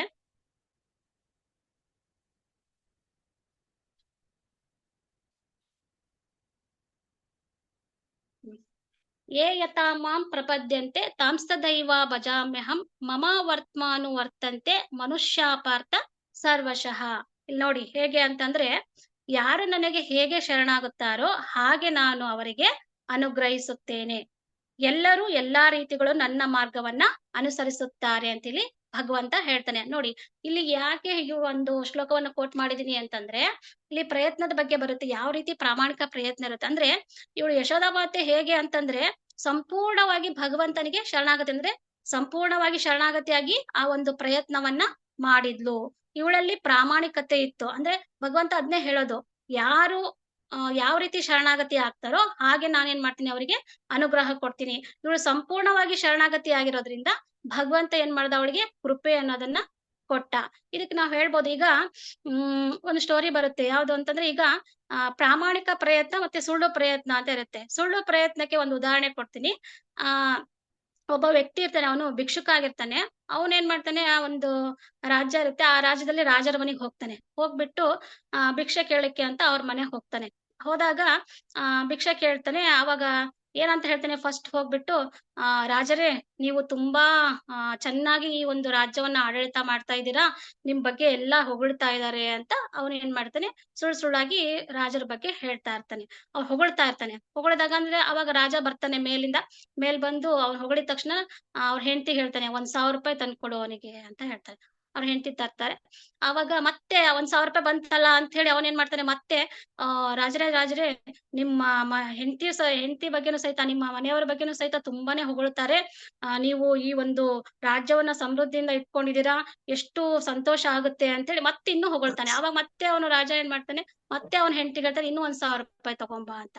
ಮತ್ತೆ ಅವನಿಗೆ ಇನ್ನೂ ಖುಷಿ ಆಗ್ಬಿಡುತ್ತೆ. ಖುಷಿ ಆದ ತಕ್ಷಣ ಏನ್ ಮಾಡ್ತಾನೆ, ರಾಜರೇ, ಈ ಒಂದು ನಿಮ್ ಮನೇಲಿ ಇರ್ತಕ್ಕಂಥ ಮಕ್ಕಳು ಎಲ್ಲರೂ ಸಹಿತ ನೀವು ತುಂಬಾ ಒಳ್ಳೆಯವರಂತೆ, ಎಲ್ಲರಿಗೂ ದಾನ ಧರ್ಮ ಎಲ್ಲಾ ಮಾಡ್ತಿರಂತೆ, ಹಾಗಾಗಿ ನಂಗೆ ತುಂಬಾ ಸಂತೋಷ ಆಗುತ್ತೆ, ನಿಮ್ ಬಗ್ಗೆ ಕೇಳಿ ಅಂತೇಳಿ ಮತ್ತೆ ಹೊಗಳ್ತಾನೆ. ಮತ್ತೆ ಹೊಗಳ್ದಾಗ ಅವಾಗ ರಾಜ ಹೇಳ್ತಾನೆ ಅವ್ರ ಹೆಂಡತಿಗೆ ಇನ್ನೂ 2,000 ರೂಪಾಯಿ ತಗೊಂಬಾ ಅಂತ. ಅವಾಗ ಸರಿ ಆಯ್ತು ಅಂತ ಅವನು ಅಲ್ಲಿ ಸ್ಟಾಪ್ ಮಾಡ್ತಾನೆ ಹೊಗಳೋದು, ರಾಜನು ಅಲ್ಲಿಗೆ ಕೊಡೋದು ಸ್ಟಾಪ್ ಮಾಡ್ತಾನೆ. ಅವಾಗ ಇವನು ಭಿಕ್ಷಕ ಕೇಳ್ತಾನೆ, ರಾಜರೇ, ಇಷ್ಟ ತನಕ 1,000 ರೂಪಾಯಿ 2,000 ರೂಪಾಯಿ 3,000 ರೂಪಾಯಿ ತಗೊಂಬಾ ಅಂತ ಹೇಳಿದ್ರಲ್ಲ, ನನಗ್ ಕೊಡಿ ಭಿಕ್ಷೆನಾ ಅಂತ ಕೇಳ್ತಾನೆ. ಅವಾಗ ರಾಜ ಹೇಳ್ತಾನೆ, ನೋಡಪ್ಪ, ನೀನು ನನ್ನನ್ನ ಸಂತೃಪ್ತಿ ಪಡಿಸೋಕೋಸ್ಕರ ಹೊಗಳಿದಿ ಅಲ್ವಾ, ಅದಕ್ಕೋಸ್ಕರ ನಾನು ನಿನ್ನನ್ನ ಸಂತೃಪ್ತಿ ಪಡಿಸೋಕೋಸ್ಕರ ನಾನು ಆ ಒಂದು ದುಡ್ಡಿನ ಒಂದು ಆಸೆಯನ್ನ ತೋರಿಸಿದೆ. ಅಲ್ಲಿಗೆ ಸರಿ ಹೋಯ್ತು. ನೀನ್ ನನ್ನನ್ನ ಹೊಗಳಿದೆ, ನಾನು ನಿನ್ನನ್ನ ಹೊಗಳಿದೆ. ಇದು ಬಂದ್ಬಿಟ್ಟು ಸುಳ್ಳು ಪ್ರಯತ್ನ ಇದು ಅಲ್ವಾ. ಈ ಸುಳ್ಳು ಪ್ರಯತ್ನದಿಂದ ನಾವು ಭಗವಂತ, ಆ ವ್ಯಕ್ತಿಗೆ ಆ ದುಡ್ಡು ಸಿಗ್ಲಿಲ್ಲ ಅಲ್ವಾ. ಇಲ್ಲಿ ಅದೇ ತರ ಇಲ್ಲಿ ತಾಯಿ ಯಶೋದೆದು ಒಂದು ಪ್ರಯತ್ನ ಯಾವ್ದಿತ್ತು ಅಂದ್ರೆ ಪ್ರಾಮಾಣಿಕ ಇತ್ತು. ಪ್ರಾಮಾಣಿಕವಾಗಿ ಪ್ರಯತ್ನ ಇರೋದ್ರಿಂದ ಅವಳಿಗೆ ಕೃಪೆ ಅನ್ನೋದು ಸಿಕ್ತು. ಅದಕ್ಕೋಸ್ಕರ ಈ ಒಂದು ಸುಳ್ಳು ಪ್ರಯತ್ನದಿಂದ ನಾವೇನಾದ್ರೂ ಭಗವಂತನನ್ನ ತೃಪ್ತಿ ಪಡ್ಸಕ್ ಹೋದ್ರೆ, ಖುಷಿ ಪಡ್ಸಕ್ ಹೋದ್ರೆ, ಯಾವುದೇ ಕಾರಣಕ್ಕೂ ಸಹಿತ ನಮಗೆ ಕೃಪೆ ಅನ್ನೋದು ಸಿಗೋಲ್ಲ. ಅದಕ್ಕೆ ಇನ್ನೊಂದು ಪ್ರಯತ್ನದ ಬಗ್ಗೆ ಇನ್ನೊಂದು ಶ್ಲೋಕ ಹೇಳ್ತಾರೆ. ಯಾವ್ದಪ್ಪ ಅಂದ್ರೆ, 2ನೇ ಸ್ಕಂದ 3ನೇ ಅಧ್ಯಾಯ, ಭಾಗವತಂ 2ನೇ ಸ್ಕಂದ 3ನೇ ಅಧ್ಯಾಯ 10ನೇ ಶ್ಲೋಕದಲ್ಲಿ ಹೇಳ್ತಾರೆ ಏನು ಅಂತಂದ್ರೆ, ಅಕಾಮ ಸರ್ವ ಕಾಮೋವ ಮೋಕ್ಷ ಕಾಮ ಉದಾರದಿ ತೀವ್ರೇಣ ಭಕ್ತಿ ಯೋಗೇನ ಯಜತ ಪುರುಷಂ ಪರಂ ಅಂತಂದ್ರೆ, ಇಲ್ಲಿ ಏನ್ ಅರ್ಥ ಹೇಳ್ತಂದ್ರೆ, ಯಾವುದೇ ಒಬ್ಬ ಮನುಷ್ಯನಿಗೆ ಆಸೆ ಇಲ್ದೇ ಇರ್ಲಿ, ಅಥವಾ ಎಲ್ಲಾ ಫಲಾಪೇಕ್ಷೆ ಇರಲಿ, ಇಲ್ಲವೇ ಮುಕ್ತಿಯ ಒಂದು ಅಪೇಕ್ಷೆ ಇರಲಿ, ಅವನೇನಪ್ಪಾ ಅಂತಂದ್ರೆ ಈ ಒಂದು ಸಂಪೂರ್ಣ ಪರಿಪೂರ್ಣತೆಗಾಗಿ ಭಗವಂತನನ್ನ ಒಂದು ಆರಾಧಿಸ್ಲಿಕ್ಕೆ ಅವನೇನಾದ್ರೂ ಪ್ರಯತ್ನ ಪಟ್ಟ ಅಂತಂದ್ರೆ ಆ ಮಾರ್ಗ ಏನಾಗುತ್ತೆ ಅಂದ್ರೆ ಕೃಷ್ಣ ಪ್ರಜ್ಞೆಯಲ್ಲಿ ಕೊನೆಗೊಳ್ಳುತ್ತೆ. ಅಂತಂದ್ರೆ ನಾವು ಹೆಚ್ಚು ಯಾವುದೇ ಒಂದು ಆಕಾಂಕ್ಷೆ ಇಲ್ದೇ ಇರ್ಬೋದು ಅಥವಾ ಇಲ್ದೇ ಇರ್ಬೋದು, ನಾವೇನ್ ಮಾಡ್ಬೇಕು ಅಂದ್ರೆ ಸಂಪೂರ್ಣವಾಗಿ ಈ ಒಂದು ಭಗವಂತನ ಒಂದು ಪರಿಪೂರ್ಣತೆಗಾಗಿ ನಾವೇನಾದ್ರೂ ಪ್ರಯತ್ನ ಪಟ್ವಿ ಅಂದ್ರೆ ತೀವ್ರೇಣ ಭಕ್ತಿ ಯೋಗೇನ, ನಾವು ಹೆಚ್ಚಾಗಿ ಭಗವಂತನ ಒಂದು ಕೃಪೆಗೋಸ್ಕರ ನಾವು ಏನಾದ್ರೂ ಭಕ್ತಿ ಮಾಡಿದ್ದೇ ಆಯ್ತು ಅಂದ್ರೆ, ಆ ಪ್ರಾಮಾಣಿಕವಾಗಿ ಪ್ರಯತ್ನ ಮಾಡಿದ್ದೇ ಆಯ್ತು ಅಂದ್ರೆ ನಮಗೇನಾಗುತ್ತೆ ಅಂದ್ರೆ ಭಗವಂತನ ಒಂದು ಕೃಪೆ ಅನ್ನೋದು ಸಿಗುತ್ತೆ ಅಂತ ಇಲ್ಲಿ ಹೇಳಿದ್ದಾರೆ. ಈ ರೀತಿಯಾಗಿ ತಾಯಿ ಯಶೋದೆಯ ಒಂದು ಪ್ರಯತ್ನ ಇತ್ತು. ಅದಕ್ಕೋಸ್ಕರನೇ ಭಗವಂತ ಏನ್ ಮಾಡ್ದ ಅಂದ್ರೆ ಅವಳಿಗೆ ಈ ಒಂದು ಕೃಪೆಯನ್ನ ಕೊಟ್ಟ ಅಂತ ಇಲ್ಲಿ ಹೇಳ್ತಿದ್ದಾರೆ. ಈ ನೆಕ್ಸ್ಟ್ ನಾವು ಮತ್ತೆ ಲೀಲೆಗೆ ಬರೋಣ. ಅಲ್ಲಿ ಅವಳೇನ್ ಮಾಡಿದ್ಲು, ನೆಕ್ಸ್ಟ್ ಗಂಟ್ ಹಾಕಿದ್ಲು. ಆಮೇಲೆ ಆಚಾರ್ಯರು ಸಹಿತ ಹೇಳಿದ್ರು, ಒಂದು ಪ್ರಯತ್ನ ಒಂದು ಕೃಪೆಯಿಂದ ಆ 2 ಗಂಟು ಕಟ್ಸ್ಲಿಕ್ಕೆ ಆಗ್ತಾ ಇರ್ಲಿಲ್ಲ ಅಂತ ಹೇಳಿದ್ರು. ಆಮೇಲೆ ಭಗವಂತ ಕಟ್ಸ್ಕೊಂಡಾದ್ಮೇಲೆ ಯಶೋದೆ ಹೋದ್ಲು. ಯಶೋದೆ ಹೋದ್ಮೇಲೆ ಮತ್ತೆ ನೋಡಿ ಅಲ್ಲಿ ಭಗವಂತ ಮತ್ತೆ ಇನ್ನೊಂದು ಲೀಲೆ ಮಾಡ್ಬೇಕಾಯ್ತು. ಆ ಲೀಲೆ ಏನಪ್ಪಾ ಅಂತಂದ್ರೆ ಭಗವಂತ ಏನ್ ಮಾಡ್ದ, ಕಟ್ಸ್ಕೊಂಡ. ಆಮೇಲೆ ಹೆಂಗಾರ ಮಾಡಿ ಅವನು ಮತ್ತೆ ಅದನ್ನ ತಳ್ಕೊಂತ ಹೊರಗಡೆ ಬಂದ. ಹಾಗಂತ ಈಗ ಅಲ್ಲಿ ಏನ್ ಲೀಲೆ ಆಗ್ತಾ ಇದೆ ಅಂದ್ರೆ, ಈಗ ಅಲ್ಲಿ ಹೊರಗಡೆ 2 ವೃಕ್ಷಗಳಿದಾವೆ. ಆ ವೃಕ್ಷಗಳು ಅಂತಂದ್ರೆ ಅವು ಸತ್ಯಯುಗದಲ್ಲಿ ಇರ್ತಕ್ಕಂತ ವೃಕ್ಷಗಳು. ಆ ವೃಕ್ಷಗಳನ್ನ ಸಹಿತ ಅಲ್ಲಿ ಇಬ್ರು ವ್ಯಕ್ತಿಗಳಿದ್ದಾರೆ. ಅವರನ್ನ ಉದ್ಧಾರ ಮಾಡಕ್ಕೋಸ್ಕರ ಭಗವಂತ ಏನ್ ಮಾಡ್ದ, ಹೊರಗಡೆ ಬಂದ. ಈಗ ನಾವ್ ಅನ್ಕೊಂತೀವಿ ಈಗ ಅಂತ ಕಷ್ಟದಲ್ಲಿ ಭಗವಂತ ಕಟ್ಟಿಸ್ಕೊಂಡಿದ್ದಾನೆ. ಆ ಕಟ್ಟಿಸ್ಕೊಂಡಾಗೂ ಸಹಿತ ಭಗವಂತ ನೋಡಿ ಎಷ್ಟು ಒಂದು ಕೃಪೆನ ಆ ವ್ಯಕ್ತಿಗಳಿಗೆ ಸಹಿತ ಕೃಪೆ ಕೊಡ್ಬೇಕು ಅಂತ ಎಷ್ಟು ಪ್ರಯತ್ನ ಪಡ್ತಿದ್ದಾನೆ ಅಂದ್ರೆ, ಈಗ ನಾವೇನಾದ್ರೂ ನಮ್ಗೆ ಕಷ್ಟ ಇದೆ ಅಂದಾಗ ಬೇರೆಯವ್ರು ಯಾರಾದ್ರೂ ಏನಾದ್ರು ಬಂದು ಕೇಳಿಕ್ಕೆ ಬಂದಾಗ ನಾವೇನ್ ಮಾಡ್ತೀವಿ, ನಮ್ದೇ ಕಷ್ಟ ಇದೆ, ನಮ್ ಕಷ್ಟನ ಇದ್ ಮಾಡಕ್ಕಾಗಲ್ಲ, ನಿಮಗ್ ಹೆಂಗೆ ನಾವು ಸಹಾಯ ಮಾಡಕ್ಕಾಗುತ್ತೆ ಅಂತ ನಾವು ಸ್ವಲ್ಪ ರೇಗಾಡ್ ಬಿಡ್ತೀವಿ. ಬಟ್ ಆದ್ರೆ ಭಗವಂತ ಅಲ್ಲಿ ಹಾಗ್ ಮಾಡ್ಲಿಲ್ಲ. ಭಗವಂತ ಇನ್ನು ನಾನು ಬೇರೆಯವ್ರಿಗೆ ಕೃಪೆ ಕೊಡ್ಬೇಕು ಅಂತ ಹೇಳಿ ಅವನು ಕಷ್ಟದಲ್ಲಿದ್ದಾನೆ, ಕಟ್ಟಾಕಿಸ್ಕೊಂಡಿದ್ದಾನೆ. ಆದ್ರೂ ಸಹಿತ ಅವನ್ ಏನ್ ಮಾಡ್ದ, ಭಗವಂತ ಹೊರಗಡೆ ಬಂದು ಅಲ್ಲಿ 2 ವೃಕ್ಷಗಳಿದ್ವು. ಆ ವೃಕ್ಷಗಳಲ್ಲಿ ಇಬ್ರು ವ್ಯಕ್ತಿಗಳಿದ್ರು. ಅವರು ನಾರದ ಮುನಿಗಳ ಒಂದು ಶಾಪದಿಂದ ಏನ್ ಮಾಡಿದ್ರು, ಅವರು ಆ ವೃಂದಾವನದಲ್ಲಿ ವೃಕ್ಷಗಳಾಗಿ ಅವರು ಜನ್ಮ ತಾಳಿದ್ರು. ಹೇಗಪ್ಪ ಅಂತಂದ್ರೆ, ಈ ಲೀಲೆ ಆಗಿದ್ ಹೇಗಪ್ಪ ಅಂದ್ರೆ, ಒಂದ್ಸಾರಿ ನಾರದ್ ಮುನಿಗಳು ಅವರು ಹೋಗ್ತಾ ಇರ್ತಾರೆ. ಅಲ್ಲಿ ಇಬ್ರು ಕುಬೇರನ ಮಕ್ಕಳು, ನಳಕುವರ ಮತ್ತೆ ಮಣಿಗ್ರೀವ, ಅವ್ರೇನ್ ಮಾಡ್ತಾರೆ ಅಂದ್ರೆ ಬಟ್ಟೆ ಮೈ ಮೇಲೆ ಬಟ್ಟೆ ಇಲ್ದಾನೆ ಏನ್ ಮಾಡ್ತಿದಾರೆ ಅಂದ್ರು, ಅವರು ಜಲಕ್ರೀಡೆಯನ್ನ ಆಡ್ತಾ ಇದಾರೆ. ಕೆಟ್ಟದಾಗಿ ಡ್ರಿಂಕ್ಸ್ ಮಾಡ್ಕೊಂತ, ಅದು ಮದ್ಯಪಾನ ಎಲ್ಲ ಮಾಡ್ಕೊಂತ ಏನ್ ಮಾಡ್ತಿದಾರೆ ಅವರು, ಅಲ್ಲಿ ಕೆಟ್ಟದಾಗಿ ವರ್ತನೆ ಮಾಡ್ಕೊಂತ ಜಲಕ್ರೀಡೆಯನ್ನ ಆಡ್ತಾ ಇದಾರೆ. ಅವಾಗ ನಾರದ್ ಮುನಿಗಳು ಹೋಗ್ತಾ ಇರ್ತಾರೆ. ಆ ಟೈಮಲ್ಲಿ ಇವರು ನಳಕುವರ ಮತ್ತೆ ಮಣಿಗ್ರೀವ ಏನ್ ಮಾಡ್ತಾರೆ, ನಾರದ್ ಮುನಿಗಳನ್ನ ಕರೆದು ಬನ್ನಿ ನೀವು ಜಲಕ್ರೀಡೆ ಆಡಿ ಅಂತ ಹೇಳ್ತಾರೆ. ಅವಾಗ ನಾರದ್ ಮುನಿಗಳಿಗೆ ಸಿಟ್ಟು ಬರುತ್ತೆ. ಅವರು ನಾರದ್ ಮುನಿಗಳು ಅಂದ್ರೆ ಮಹಾನ್ ವ್ಯಕ್ತಿಗಳಲ್ವಾ, ಭಗವಂತನ ಭಕ್ತರು. ಅಂತವ್ರಿಗೆ ಏನ್ ಮಾಡ್ತಾರೆ, ಅವರು ಅವಮಾನವನ್ನ ಮಾಡ್ತಾರೆ. ಹಾಗಾಗಿ ಅವ್ರು ನಾರದ್ ಮುನಿಗಳು ಅವ್ರಿಗೆ ಏನ್ ಮಾಡ್ತಾರೆ, ಶಾಪವನ್ನ ಕೊಡ್ತಾರೆ. ಅಲ್ಲಿ 2 ರೀತಿ ಆಗುತ್ತೆ. ಒಂದು ಶಾಪ ಬರುತ್ತೆ, ಇನ್ನೊಂದು ಆ ಶಾಪ ವಿಮೋಚನೆ ಯಾವ ರೀತಿ ಆಗುತ್ತೆ ಅಂತಂದು ಸಹಿತ ಎರಡನ್ನೂ ಸಹಿತ ನಾರದ್ ಮುನಿಗಳು ಹೇಳ್ತಾರೆ. ಅವರಿಗೆ ಶಾಪ ಕೊಡ್ತಾರೆ. ಶಾಪ ಕೊಟ್ಟಾಗ ಅವ್ರು ಏನ್ ಮಾಡ್ತಾರೆ, ನಮ್ಮಿಂದ ತಪ್ಪಾಯ್ತು, ಈ ಶಾಪ ವಿಮೋಚನೆ ಯಾವ ರೀತಿ ಮಾಡ್ಕೋಬೇಕು ಅಂತ ಅವ್ರು ಕೇಳಿದಾಗ ನಾರದ್ ಮುನಿಗಳು ಹೇಳ್ತಾರೆ, ಈ ಶಾಪ ವಿಮೋಚನೆ ನಿಮಗೆ ದ್ವಾಪುರಗದಲ್ಲಿ ಕೃಷ್ಣನಿಂದ ನಿಮಗೆ ಏನಾಗುತ್ತೆ, ಈ ಶಾಪ ವಿಮೋಚನೆ ಆಗುತ್ತೆ ಅಂತ ಹೇಳಿ ಅವರು ಹೇಳ್ತಾರೆ. ಅವಾಗ ಆ ವೃಕ್ಷಗಳೇ ಬಂದ್ಬಿಟ್ಟು ಇಲ್ಲಿ ವೃಂದಾವನದಲ್ಲಿ ಇರೋದು. ಯಾರು, ನಳಕುವರ ಮತ್ತೆ ಮಣಿಗ್ರೀವ. ನಾರದ ಮುನಿಗಳ ಒಂದು ಶಾಪದಿಂದ ಅವರು ವೃಕ್ಷಗಳಾಗಿ ಇದ್ರು. ಇಲ್ಲಿ ಸಹಿತ ಅವರು ಭಗವಂತ ಕೃಷ್ಣ ಏನ್ ಮಾಡಿದ್ರು, ಆ ವೃಕ್ಷಗಳನ್ನ ಆ ವೃಕ್ಷಗಳ ಹತ್ರ ಬರ್ತಾರೆ. ಆ ಒಳಕಲ್ಲಿಂದ ಬಂದು ಆ ಮಧ್ಯದಲ್ಲಿ ನಿಂತ್ಕೊಂಡಾಗ ಎಳಿತಾರೆ. ಎಳ್ಕೊಂಡ್ ಹಿಂಗ್ 2 ಸರಿ, ಒಂದ್ಸರಿ ಎಳಿತಾರೆ, 2 ಸರಿ ಎಳುತ್ತೆ, ಬೀಳೋದಿಲ್ಲ. ಆಮೇಲೆ ಜೋರಾಗಿ ಎಳ್ಕೊಂಡ್ಬಿಡ್ತಾರೆ. ಎಳ್ಕೊಂಡಾಗ ಏನ್ ಮಾಡುತ್ತೆ, ಆ 2 ಮರಗಳು ಏನಾಗುತ್ತೆ, ಕೆಳಗಡೆ ಬಿದ್ಬಿಡುತ್ತೆ. ಬಿದ್ದಾಗ ಅದರಿಂದ ನಳಕುವರ ಮತ್ತೆ ಮಣಿಗ್ರೀವ 2 ಶರೀರಗಳು ಏನ್ ಮಾಡುತ್ತೆ, ಹೊರಗಡೆ ಬರುತ್ತೆ. ಬಂದು ಅವ್ರು ಏನ್ ಮಾಡ್ತಾರೆ, ಭಗವಂತನಲ್ಲಿ ಪ್ರಾರ್ಥನೆ ಮಾಡ್ಕೊಂತ ಅವರು ಭಗವದ್ಧಾಮಕ್ಕೆ ಹೋಗ್ತಾರೆ. ಅಲ್ಲಿ ಅವರ ಒಂದು ಶಾಪ ವಿಮೋಚನೆ ಆಗುತ್ತೆ. ಅದಾದ ತಕ್ಷಣ ಭಗವಂತ ಏನ್ ಮಾಡ್ತಾನೆ, ಆ ಕಡೆಯಿಂದ ಬರ್ತಾನಲ್ವಾ, ಅವಾಗ ಇವರು ಆ ಶಬ್ದವನ್ನ ಕೇಳ್ಬಿಟ್ಟು ಅಲ್ಲಿರ್ತಕ್ಕಂಥ ಎಲ್ಲಾ ರಜಾವಾಸಿಗಳು, ಆಮೇಲೆ ನಂದ ಮಹಾರಾಜ ಎಲ್ಲ, ಬಲರಾಮ ಎಲ್ಲರೂ ಬರ್ತಾರೆ. ಬಂದ್ ನೋಡ್ತಾರೆ. ಬಲರಾಮ ಏನ್ ಮಾಡ್ತಾನೆ, ಅಯ್ಯೋ ಕೃಷ್ಣನಿಗೆ ಗಂಟ್ ಆಗಿದ್ರಂತ ಆ ಗಂಟನ್ನ ಬಿಚ್ಚಲಿಕ್ಕೆ ಹೋಗ್ತಾರೆ. ಬಟ್ ಅಲ್ಲಿ ಆ ಗಂಟನ್ನ ಬಿಚ್ಚಲಿಕ್ಕೆ ಬಲರಾಮನಿಂದ ಸಾಧ್ಯ ಆಗಲ್ಲ. ಯಾಕಂತ ಆಮೇಲೆ ಬಲರಾಮನಿಂದ ಸಾಧ್ಯ ಆಗಲ್ಲ. ಆಮೇಲೆ ಅವನ್ ಏನ್ ಮಾಡ್ತಾನೆ, ಯಶೋದೆ ಹತ್ರ ಹೋಗ್ತಾನೆ. ಅಮ್ಮ ನೀನ್ ಏನ್ ಮಾಡಿದೀಯ ಗೊತ್ತಾ, ಎಷ್ಟು ದೊಡ್ಡ ತಪ್ಪು ಮಾಡಿದೀಯಾ ಅಂತ. ಅದಕ್ಕೆ ಯಶೋದೆ ಹೇಳ್ತಾರೆ, ಏನ್ ತಪ್ಪು ಮಾಡಿದೀನಿ ನಾನು ಅಂತ ಕೇಳ್ತಾಳೆ. ಆವಾಗ ಬಲರಾಮ ಹೇಳ್ತಾನೆ, ನೀನು ಭಗವಂತ ಭಗವಾನ್ ನಾರಾಯಣನನ್ನ ಏನ್ ಮಾಡಿದೀಯ, ನೀನು ಕಟ್ಟಿ ಹಾಕಿದೀಯಾ, ನೀನು ದೊಡ್ಡ ತಪ್ಪು ಮಾಡಿದೀಯಾ ಅಂತ. ಹೌದಾ, ನಾನು ನಾರಾಯಣನನ್ನ ಕಟ್ಟಿ ಹಾಕಿದ್ದೀನಾ, ಇರು ನಿನಗೂ ಮಾಡ್ತೀನಿ ಅಂತ ಹೇಳಿ ಅವನಿಗೂ ಜೋರ್ ಮಾಡ್ತಾಳೆ. ಅವನಿಗೆ ಜೋರ್ ಮಾಡಿದ ತಕ್ಷಣ ಅವನೇನ್ ಮಾಡ್ತಾನೆ, ಅವನು ಓಡೋಗ್ಬಿಡ್ತಾನೆ ಬಲರಾಮ. ಹೋದ ತಕ್ಷಣನೇ ಆಮೇಲೆ ಅಲ್ಲಿರೋರು ಯಾರಿರ್ತಾರೆ, ನಂದ ಮಹಾರಾಜ್ ಇರ್ತಾರೆ. ನಂದ ಮಹಾರಾಜು ಆ ಒಂದು ಶಬ್ದವನ್ನ ಕೇಳ್ಬಿಟ್ಟು, ಓ ಇವ್ರು ಕೃಷ್ಣನನ್ನ ಕಟ್ಟಿ ಹಾಕಿದಾರಲ್ಲ ಅಂತ ಹೇಳಿ ಆ ಒಂದು ಗಂಟನ್ನ ಬಿಚ್ಚಲಿಕ್ಕೆ ಹೋಗ್ತಾರೆ ನಂದ ಮಹಾರಾಜ್ ಬಿಚ್ಚಿದ ತಕ್ಷಣ ಆ ಗಂಟೆ ಏನಾಗುತ್ತೆ, ಬಿಚ್ಕೊಳ್ಳುತ್ತೆ. ಇದು ನಾವು ಯಾವ ರೀತಿ ಅರ್ಥ ಮಾಡ್ಕೋಬಹುದಪ್ಪ ಅಂದ್ರೆ, ಇಲ್ಲಿ ನಂದ ಮಹಾರಾಜರು ಸಹಿತ ಒಂದು ವಾತ್ಸಲ್ಯ ಭಾವದಲ್ಲಿರೋದ್ರಿಂದ ಆ ಒಂದು ಗಂಟನ್ನ ಬಿಚ್ಚಲಿಕ್ಕೆ ಸಾಧ್ಯವಾಯಿತು. ಯಾರು ವಾತ್ಸಲ್ಯ ಭಾವದಲ್ಲಿ ಕಟ್ಟಿದ್ರೋ ಅದೇ ಭಾವದಲ್ಲಿರೋರು ಅದನ್ನ ಗಂಟನ್ನ ಬಿಚ್ಚಿದ್ರೆ ಅದೇನಾಗುತ್ತೆ, ಬಿಚ್ಕೊಳ್ಳುತ್ತೆ. ಇದಕ್ಕೊಂದು ನಾನು ಉದಾಹರಣೆ ಹೇಳ್ತೀನಿ. ಏನು ಅಂತಂದ್ರೆ, ಈಗ ದುಂಬಿ ಇರುತ್ತಲ್ಲ, ದುಂಬಿ ನೋಡಿದ್ರಲ್ಲ, ಆ ದುಂಬಿ ಅದೇನು ಅಂತಂದ್ರೆ ಅದಕ್ಕೆ ಚೂಪಾಗಿರ್ತಕ್ಕಂಥ ಮೂತಿ ಇರುತ್ತೆ ಆ ದುಂಬಿಗೆ. ಅದು ಮರವನ್ನ ಕೊರ್ದು ತೂತ್ ಮಾಡಿ ಅದರಲ್ಲಿ ವಾಸ ಮಾಡ್ತಕ್ಕಂತ ಒಂದು ಶಕ್ತಿ ಆ ದುಂಬಿಗಿರುತ್ತೆ. ಅದು ಕೊರ್ದು ಆ ಮರವನ್ನ ಕೊರ್ದ್ಬಿಟ್ಟು ಒಳಗಡೆ ಹೋಗಿ ಮರಿಗಳನ್ನ ಮಾಡಿ ಅಲ್ಲಿ ಅದು ವಾಸ ಮಾಡ್ತಕ್ಕಂತ ಒಂದು ಶಕ್ತಿ ಅದಕ್ಕಿರುತ್ತೆ. ಅದು ಅಲ್ಲಿ ವಾಸ ಮಾಡ್ತಾ ಏನ್ ಮಾಡುತ್ತೆ, ಕೊನೆಗೆ ಅದು ಅದ್ರದ್ದೊಂದು ಆಹಾರ ಅದು ಮಕರಂದವನ್ನ ಹೀರ್ಬೇಕಲ್ವಾ, ಅದು ಒಂದು ಕಮಲದ ಹೂವಿನ ಮೇಲೆ ಹೋಗಿ ಏನ್ ಮಾಡುತ್ತೆ, ಮಕರಂದವನ್ನ ಹೀರ್ಲಿಕ್ಕೆ ಅಂತ ಹೋಗುತ್ತೆ. ಆ ಮಕರಂದವನ್ನ ಹೀರ್ಲಿಕ್ಕೆ ಅಂತ ಹೇಳಿ ಆಳವಾಗಿ ಒಳಗಡೆ ಹೋಗ್ಬಿಡುತ್ತೆ. ಆಳವಾಗಿ ಒಳಗಡೆ ಹೋದಾಗ ಏನಾಗುತ್ತೆ, ಸಂಜೆ ಟೈಮ್ ಆಗುತ್ತೆ. ಅದು ಹೊರಗಡೆನೆ ಬರಲ್ಲ, ಸಂಜೆ ಟೈಮ್ ಆಗುತ್ತೆ.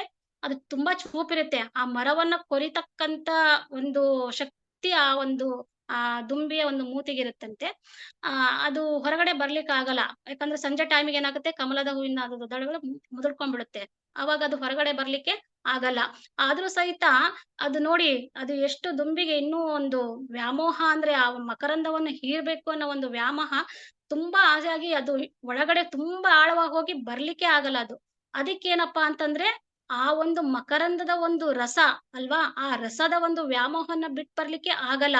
ಅದಕ್ಕೆ ಒಂದು ಮಕರಂದದ ಒಂದು ರಸ ಅದಕ್ಕೆ ಬರುತ್ತೆ. ಇಲ್ಲಿ ನಾವು ನೋಡ್ಬೋದು ಕೃಷ್ಣನಿಗೆ ವಾತ್ಸಲ್ಯದ ರಸ ಅಂತಂದ್ರೆ, ಕೃಷ್ಣ ಯಾಕೆ ಬೇರೆಯವ್ರ ಕಡೆಯಿಂದ ಬಿಚ್ಚಿಸ್ಕೊಳಕ್ ಆಗ್ಲಿಲ್ಲ, ನಂದ ಮಹಾರಾಜ್ ಮತ್ತೆ ಯಶೋದ ಕೈಯಿಂದ ಮಾತ್ರ ಅವ್ರಿಗೆ ಬಿಚ್ಕೋಕಾಗುತ್ತೆ ಅಂತಂದ್ರೆ, ಇಲ್ಲಿ ಬಂದ್ಬಿಟ್ಟು ವಾತ್ಸಲ್ಯ ರಸ. ಈ ವಾತ್ಸಲ್ಯ ರಸದಿಂದ ಭಗವಂತ ಏನಾಗ್ಬಿಟ್ಟಿದ್ದ, ಕಟ್ಟಾಕ್ಸ್ಕೊಂಡ್ಬಿಟ್ಟಿದ್ದ. ಆ ಗಂಟನ್ನ ಬಿಚ್ಚಬೇಕು ಅಂದ್ರೆ ವಾತ್ಸಲ್ಯ ರಸದಲ್ಲಿರ್ತಕ್ಕಂಥವ್ರೆ ಆ ಗಂಟನ್ನ ಬಿಚ್ಚಬೇಕಾಗಿತ್ತು. ಹಾಗಾಗಿ ಅವನು ಆ ಒಂದು ಗಂಟಲ್ಲಿ ಸಿಕ್ಕಾಕೊಂಡ್ಬಿಟ್ಟಿದ್ದ. ಅವನಿಗೆ ಭಗವಂತ ಕೃಷ್ಣ ಅವನು ಬಿಡಿಸ್ಕೋಬೋದಿತ್ತು, ಅವನಿಗೆ ಆ ಶಕ್ತಿ ಇದೆ. ಬಟ್ ಆ ರಸದಲ್ಲಿ ಇದ್ದ, ಅವನು ವಾತ್ಸಲ್ಯ ರಸದಲ್ಲಿ ಅವನು ಸಿಕ್ಕಾಕೊಂಡಿದ್ದ. ಇಲ್ಲಿ ದುಂಬಿ ಹೆಂಗೆ ಮಕರಂದದ ರಸದಲ್ಲಿ ಸಿಕ್ಕಾಕೊಂಡಿತ್ತು, ಅದೇ ತರ ಕೃಷ್ಣ ಈ ಒಂದು ವಾತ್ಸಲ್ಯ ರಸದಲ್ಲಿ ಸಿಕ್ಕಾಕೊಂಡಿದ್ದ. ಅದಕ್ಕೋಸ್ಕರ ಅವನಿಗೆ ಆ ಗಂಟನ ಯಾರೇ ಬಿಚ್ಚಿದ್ರು ಸಹಿತ ಅದು ಮಿಚ್ಚಿಸ್ಕೊಳಕ್ಕಾಗಿಲ್ಲ. ಅದಕ್ಕೋಸ್ಕರ ಇಲ್ಲಿ ವಾತ್ಸಲ್ಯ ಭಾವದಲ್ಲಿರ್ತಕ್ಕಂತ ನಂದ ಮಹಾರಾಜ ಯಾವಾಗ ಆ ಗಂಟನ್ನ ಬಿಚ್ಚಿದ್ರೋ ಆವಾಗ ಅವನೇನ್ ಮಾಡ್ದ, ಆ ಗಂಟನ್ನ ಬಿಚ್ಕೊಂಡ. ಇದರಿಂದ ಅರ್ಥ ಮಾಡ್ಕೋಬಹುದು ನಾವು, ತಾಯಿ ಯಶೋದೆ ಯಾವ ರೀತಿ ಪ್ರಾಮಾಣಿಕವಾಗಿ ತನ್ನ ಪ್ರಯತ್ನದಿಂದ ಈ ಒಂದು ವಾತ್ಸಲ್ಯ ಭಾವದಿಂದ ಗಂಟನ್ನ ಕಟ್ಟಿದ್ಲೋ, ಅದೇ ಒಂದು ವಾತ್ಸಲ್ಯ ಭಾವದಲ್ಲಿ ನಂದ ಮಹಾರಾಜ ಏನ್ ಮಾಡ್ತಾರೆ, ಆ ಗಂಟನ್ನ ಬಿಚ್ಚಿ ಈ ಒಂದು ಲೀಲೆಯನ್ನ ಮುಗಿಸ್ತಾರೆ. ಇದು ತುಂಬಾ ಸುಂದರವಾಗಿರ್ತಕ್ಕಂಥ ಲೀಲೆ. ನಾನು ತುಂಬಾ ದೊಡ್ಡದಾಗಿದೆ, ಸ್ವಲ್ಪ ಬ್ರೀಫ್ ಆಗಿ ಹೇಳಲಿಕ್ಕೆ ಪ್ರಯತ್ನ ಪಟ್ಟಿದ್ದೀನಿ. ನೆಕ್ಸ್ಟ್ ನಾವು ಇದರಿಂದ ನಾವು ಅರ್ಥ ಮಾಡ್ಕೊಳ್ಳೋದೇನಪ್ಪಾ ಅಂತಂದ್ರೆ, ನಾವು ಒಂದು ಭಕ್ತಿ ಸೇವೆ ಮಾಡ್ಬೇಕಪ್ಪ, ಏನಾದ್ರೂ ಒಂದು ಭಕ್ತಿ ಮಾಡ್ಬೇಕು ಅಂದ್ರೆ ಬಟ್ ಸೇವೆ ಇಂಪಾರ್ಟೆಂಟ್. ಈ ಸೇವೆ ಮಾಡಿದ್ವಿ ಅಂತಂದ್ರೆ ಭಗವಂತನ ಒಂದು ಕೃಪೆಗೆ ಪಾತ್ರ. ಅದು ಯಾವ ತರ ಅಂದ್ರೆ, ಪ್ರಾಮಾಣಿಕವಾಗಿ ಒಂದು ಪ್ರಯತ್ನ ಮಾಡಿದ್ವಿ ಅಂದ್ರೆ ಭಗವಂತನ ಒಂದು ಕೃಪೆಗೆ ನಾವು ಸಹಿತ ಪಾತ್ರರಾಗಬಹುದು ಅಂತ ಹೇಳಿ ಈ ಒಂದು ಲೀಲೆಯಿಂದ ನಾವು ಅರ್ಥ ಮಾಡ್ಕೋಬಹುದು. ನೆಕ್ಸ್ಟ್ ನಾವು ಗೋವರ್ಧನ ಒಂದು ಲೀಲೆಯನ್ನ ನೋಡ್ಲಿಕ್ಕೆ ಪ್ರಯತ್ನ ಮಾಡೋಣ. ಗೋವರ್ಧನ ಲೀಲೆ ಇದು ಸಹಿತ ವೃಂದಾವನದಲ್ಲಿ ನಡೆದಿರ್ತಕ್ಕಂಥ ಒಂದು ಲೀಲೆ. ನಮಸ್ತೆ ಗಿರಿರಾಜಾಯ ಶ್ರೀ ಗೋವರ್ಧನ ನಾಮಿನೇ ಆಶೇಷ ಕ್ಲೇಶ ನಾಶಾಯ ಪರಮಾನಂದ ಧಾಯಿನೇ. ಇದು ಗಿರಿ ಗೋವರ್ಧನ ಒಂದು ಪ್ರಣಾಮ ಮಂತ್ರ. ಇದರ ಅರ್ಥ, ಎಲ್ಲಾ ಬೆಟ್ಟಗಳ ರಾಜನಾಗಿರ್ತಕ್ಕಂಥ ಗಿರಿರಾಜ ಗೋವರ್ಧನನಿಗೆ ನನ್ನ ಪ್ರಣಾಮಗಳನ್ನ ತಿಳಿಸ್ತೇನೆ. ಆಮೇಲೆ ಗಿರಿರಾಜ ಗೋವರ್ಧನನು ಎಲ್ಲಾ ಇಂದ್ರಿಯಗಳಿಗೆ ಏನ್ ಮಾಡ್ತಾ ಇದ್ದಾನೆ ಅಂದ್ರೆ, ಅವನು ಸುಖವನ್ನ ನೀಡುವಂತವನು. ಆಮೇಲೆ ಗೋವುಗಳಿಗೆ ಅವನು ಆನಂದವನ್ನ ನೀಡ್ತಾ ಇದ್ದಾನೆ. ಈ ವೃಂದಾವನವನ್ನು ಏನ್ ಮಾಡ್ತಾ ಇದ್ದಾನೆ, ಅವನು ಭಗವಂತ ಪೋಷಣೆಯನ್ನ ಮಾಡ್ತಾ ಇದ್ದಾನೆ. ಈ ಒಂದು ಗಿರಿರಾಜ ಏಕಕಾಲದಲ್ಲಿ ಏನು ಅಂದ್ರೆ, ಇವನು ಕೃಷ್ಣನ ಸೇವಕನಾಗಿದ್ದು ಸ್ವಯಂ ಇವನು ಏನಪ್ಪಾ ಅಂದ್ರೆ ಕೃಷ್ಣನೇ ಆಗಿದ್ದಾನೆ. ಮತ್ತೆ ಎಲ್ಲರ ಕಷ್ಟಗಳನ್ನ ಮತ್ತೆ ಈ ಭವಸಾಗರದ ಒಂದು ಕಷ್ಟಗಳನ್ನ ನಿವಾರಿಸುವಂತವನು ಈ ಗಿರಿರಾಜ ಗೋವರ್ಧನ. ಎಲ್ಲರಿಗೂ ಸಹಿತ ಏನ್ ಮಾಡ್ತಾನೆ ಅಂದ್ರೆ, ಇವನು ಪರಮ ಆನಂದವನ್ನ ಕೊಡ್ತಾನೆ ಅಂತ ಹೇಳಿ ಈ ಒಂದು ಪ್ರಣಾಮ ಮಂತ್ರದ ಅರ್ಥ ಈ ರೀತಿದೆ. ಈ ಒಂದು ಲೀಲೆ ಆಗಿದ್ದು ಸಹಿತ ವೃಂದಾವನದಲ್ಲಿ. ಇದು ಯಾವ ರೀತಿ ಲೀಲೆ ಆಯ್ತಪ್ಪ ಅಂತಂದ್ರೆ, ಒಂದ್ಸರಿ ನಂದ ಮಹಾರಾಜು ಮತ್ತೆ ಅವರೆಲ್ಲ ರಜವಾಸಿಗಳು ಏನ್ ಮಾಡ್ತಾರೆ ಅಂದ್ರೆ, ಅವರು ಒಂದು ಉತ್ಸವವನ್ನ ಇಟ್ಕೊಂಡಿರ್ತಾರೆ. ಅದು ಯಾವ ಉತ್ಸವ ಅಂತಂದ್ರೆ, ಇಂದ್ರದೇವನಿಗೆ ಒಂದು ಏನಂದ್ರೆ ಅವನ ಒಂದು ಕೃತಜ್ಞತೆ ತಿಳಿಸ್ಬೇಕು ಇಂದ್ರದೇವನಿಗೆ ಅಂತ ಹೇಳಿ ಒಂದು ಉತ್ಸವನ ಇಟ್ಕೊಂಡಿರ್ತಾರೆ. ಆ ಉತ್ಸವ ಏನಂದ್ರೆ, ಇಂದ್ರದೇವನ ಏನ್ ಮಾಡ್ತಿರ್ತಾನೆ ಅಂದ್ರೆ, ಇದು ಒಂದು ಸಾಂಪ್ರದಾಯಿಕವಾಗಿ ಬಂದಿರತಕ್ಕಂತ ಒಂದು ಉತ್ಸವ. ಅಂದ್ರೆ ಅವರು ಪ್ರತಿ ವರ್ಷನೂ ಈ ಉತ್ಸವವನ್ನ ಮಾಡ್ಕೊಂತ ಬರ್ತಾ ಇರ್ತಾರೆ. ಅದೇ ತರ ಏನಾಗುತ್ತೆ ಅಂದ್ರೆ ಈ ಉತ್ಸವ ಮಾಡ್ತಾರೆ. ಯಾಕೆ ಅಂತಂದ್ರೆ, ಅವರಿಗೆ ಇಂದ್ರದೇವ ಏನ್ ಮಾಡ್ತಿರ್ತಾನೆ ಅಂದ್ರೆ, ಪ್ರತಿ ವರ್ಷ ಮಳೆಯನ್ನ ಕೊಡ್ತಾನೆ, ಅದರಿಂದ ಅವರು ಬೆಳೆಯನ್ನ ಬೆಳೀತಾ ಇದ್ದೀವಿ. ಇಂದ್ರನ್ ಕೊಡ್ತಕ್ಕಂತ ಒಂದು ಮಳೆಯಿಂದ ನಾವು ಬೆಳೆಯನ್ನ ಬೆಳೀತಾ ಇದೀವಿ. ನಮ್ಮ ಹಸುಗಳು ಸಹಿತ ಆ ಬೆಳೀತಕ್ಕಂತ ಒಂದು ಹುಲ್ಲುಗಳನ್ನೆಲ್ಲ ತಿಂದು ಅವರು ಸಹಿತ ಆ ಹಸುಗಳು ಸಹಿತ ಹಾಲನ್ನ ಕೊಡ್ತಾ ಇದಾವೆ. ನಾವೆಲ್ಲ ಒಂದು ಈ ವೃಂದಾವನ ಕ್ಷೇತ್ರ ಏನಾಗಿದೆ ಅಂದ್ರೆ ಸಮೃದ್ಧಿಯಿಂದ ಕೂಡಿದೆ, ನಾವೆಲ್ಲ ಆನಂದವಾಗಿದ್ದೀವಿ. ಇದು ಇಂದ್ರನ ಕೃಪೆಯಿಂದ ಆಗ್ತಾ ಇದೆ ಅಂತ ಹೇಳಿ ನಂದ ಮಹಾರಾಜ್ ಅವರೆಲ್ಲ ತಿಳ್ಕೊಂಡು ಏನ್ ಮಾಡ್ತಾರೆ, ಇಂದ್ರನಿಗೆ ಒಂದು ಕೃತಜ್ಞತೆ ತಿಳಿಸ್ಲಿಕ್ಕೆ ಒಂದು ಯಜ್ಞವನ್ನ ಮಾಡ್ಕೊಳ್ಳಿಕ್ಕೆ ಆ ಒಂದು ಉತ್ಸವವನ್ನ ಮಾಡ್ತಾ ಇರ್ತಾರೆ. ಅವಾಗ ಕೃಷ್ಣ ಬರ್ತಾನೆ, ನಂದ ಮಹಾರಾಜ್ ಕೇಳ್ತಾರೆ ಏನು ಉತ್ಸವ ಮಾಡ್ತಾ ಇದ್ದೀರಾ ಅಂತ. ಅವಾಗ ಕೃಷ್ಣ ಹೇಳ್ತಾನೆ, ನಮಗೆ ಮಳೆ ಬೆಳೆ ಎಲ್ಲ ಕೊಡೋದು ಇಂದ್ರ ದೇವ ಅಲ್ವಾ, ಹಾಗಾಗಿ ನಾವೇನ್ ಮಾಡ್ತೀವಿ ಅವನಿಗೆ ಪೂಜೆಯನ್ನ ಮಾಡ್ಲಿಕ್ಕೆ ಹೋಗ್ತಾ ಇದೀವಿ, ಯಜ್ಞವನ್ನ ಮಾಡ್ಲಿಕ್ಕೆ ಹೋಗ್ತಾ ಇದೀವಿ ಅಂತ. ಅವಾಗ ಕೃಷ್ಣ ಹೇಳ್ತಾನೆ, ಏನಿದು ಯಜ್ಞ ಯಾಕೆ ಮಾಡ್ತಿದ್ದೀರಾ ಅಂತ ಕೇಳ್ತಾನೆ. ಅವಾಗ ಈ ಯಜ್ಞವನ್ನ ನೀವು ಯಾಕೆ ಇವನಿಗೆ ಇಂದ್ರನಿಗೆ ಮಾಡ್ತೀರಾ ಅಂತ ಕೇಳಿದಾಗ ಇಂದ್ರ ಏನ್ ಮಾಡ್ತಾನೆ, ನಮ್ಗೆ ಮಳೆ ಬೆಳೆ ಎಲ್ಲ ಕೊಡ್ತಾ ಇದ್ದಾನೆ, ಅವನೇ ಅಲ್ವಾ ಎಲ್ಲ ಕೊಡ್ತಾ ಇರೋದು, ಅವ್ನ್ ಕೊಡೋದ್ರಿಂದ ನಾವೆಲ್ಲ ಸಂತೃಪ್ತಿಯಿಂದ ಇದೀವಿ, ಹಾಗಾಗಿ ನಾವೇನ್ ಮಾಡ್ತೀವಿ ಈ ಒಂದು ಯಜ್ಞವನ್ನ ಮಾಡ್ತಾ ಇದೀವಿ ಅಂತ ಹೇಳ್ತಾರೆ. ಕೃಷ್ಣ ಹೇಳ್ತಾನೆ, ನೀವು ಈ ಯಜ್ಞವನ್ನ ಮಾಡ್ಬೇಡಿ, ಯಾವುದೇ ಕಾರಣಕ್ಕೂ ಈ ಇಂದ್ರನಿಗೋಸ್ಕರ ಈ ಯಜ್ಞವನ್ನ ಮಾಡ್ಬೇಡಿ ಅಂತ ಹೇಳಿ ಭಗವಂತ ಏನ್ ಮಾಡ್ತಾನೆ ಹೇಳ್ತಾನೆ. ಅವಾಗ ಹೇಳಿದಾಗ ಇವ್ರು ನಂದ ಮಹಾರಾಜ್ ಹೇಳ್ತಾರೆ ಯಾಕೆ ಮಾಡ್ಬಾರ್ದು ಅಂತ ಹೇಳಿ. ಅದಕ್ಕೆ ಕೃಷ್ಣ ಹೇಳ್ತಾರೆ, 2 ಕಾರಣಗಳನ್ನ ಕೊಡ್ತಾರೆ. ಈ ಇಂದ್ರನ ಪೂಜೆಯನ್ನ ಯಾಕೆ ನೀವು ಮಾಡ್ಬಾರ್ದು ಅನ್ನೋದಕ್ಕೆ 2 ಕಾರಣಗಳನ್ನ ಕೊಡ್ತಾನೆ.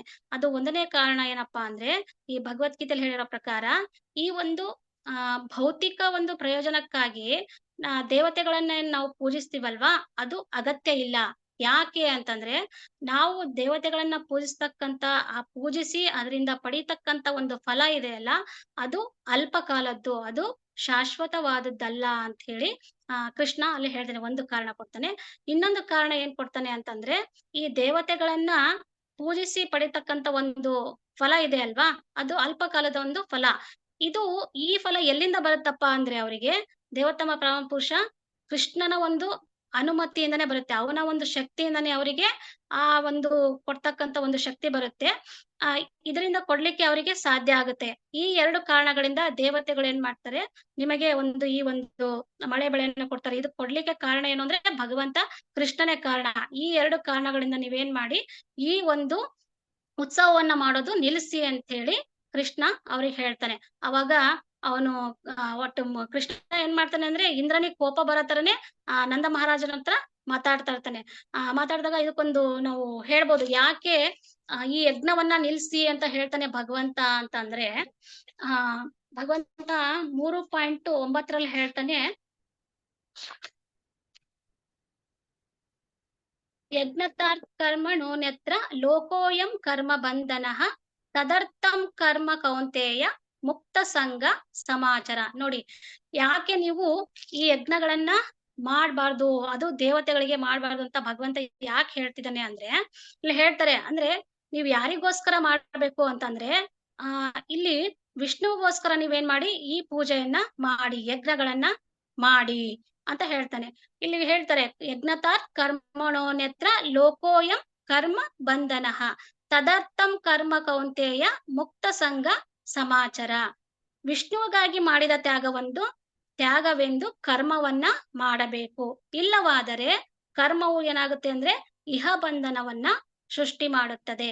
ಆದ್ದರಿಂದ ಕೌಂತೆಯ ಭಗವಂತನ ತೃಪ್ತಿಗಾಗಿ ನಿನ್ನ ನಿಯತ ಕರ್ತವ್ಯಗಳನ್ನ ಮಾಡು, ಆ ರೀತಿಯಲ್ಲಿ ನೀನು ಬಂಧನದಿಂದ ಸದಾ ಮುಕ್ತನಾಗಿರುತ್ತೀಯೇ ಅಂತ ಇಲ್ಲಿ ಹೇಳ್ತಾರೆ. ನೋಡಿ ಎಷ್ಟು ಚೆನ್ನಾಗಿ ಹೇಳಿದ್ರೆ, ಅಂದ್ರೆ ಇವ್ರು ಏನ್ ಮಾಡ್ತಾರೆ ಅಂದ್ರೆ, ಇಂದ್ರನಿಗೋಸ್ಕರ ಸಂತೃಪ್ತಿ ಪಡಿಸ್ಕೋಸ್ಕರ ಈ ಒಂದು ಯಜ್ಞವನ್ನ ಮಾಡ್ಲಿಕ್ಕೆ ಪ್ರಯತ್ನ ಮಾಡ್ತಿದ್ದಾರೆ. ಆದ್ರೆ ಭಗವಂತ ಇವ್ರಿಗೆ ಹೇಳ್ತಾನೆ, ಯಜ್ಞವನ್ನ ಯಾವ್ದಕ್ ಮಾಡ್ಬೇಕು ನಾವು, ಭಗವಂತನ ಒಂದು ತೃಪ್ತಿ ಪಡಿಸ್ಲಿಕ್ಕೆ, ಅಂದ್ರೆ ವಿಷ್ಣುವಿನ ತೃಪ್ತಿಗಾಗಿ ನಾವೇನ್ ಮಾಡ್ಬೇಕು, ಕರ್ಮವನ್ನ ಮಾಡ್ಬೇಕು ಅಲ್ವಾ.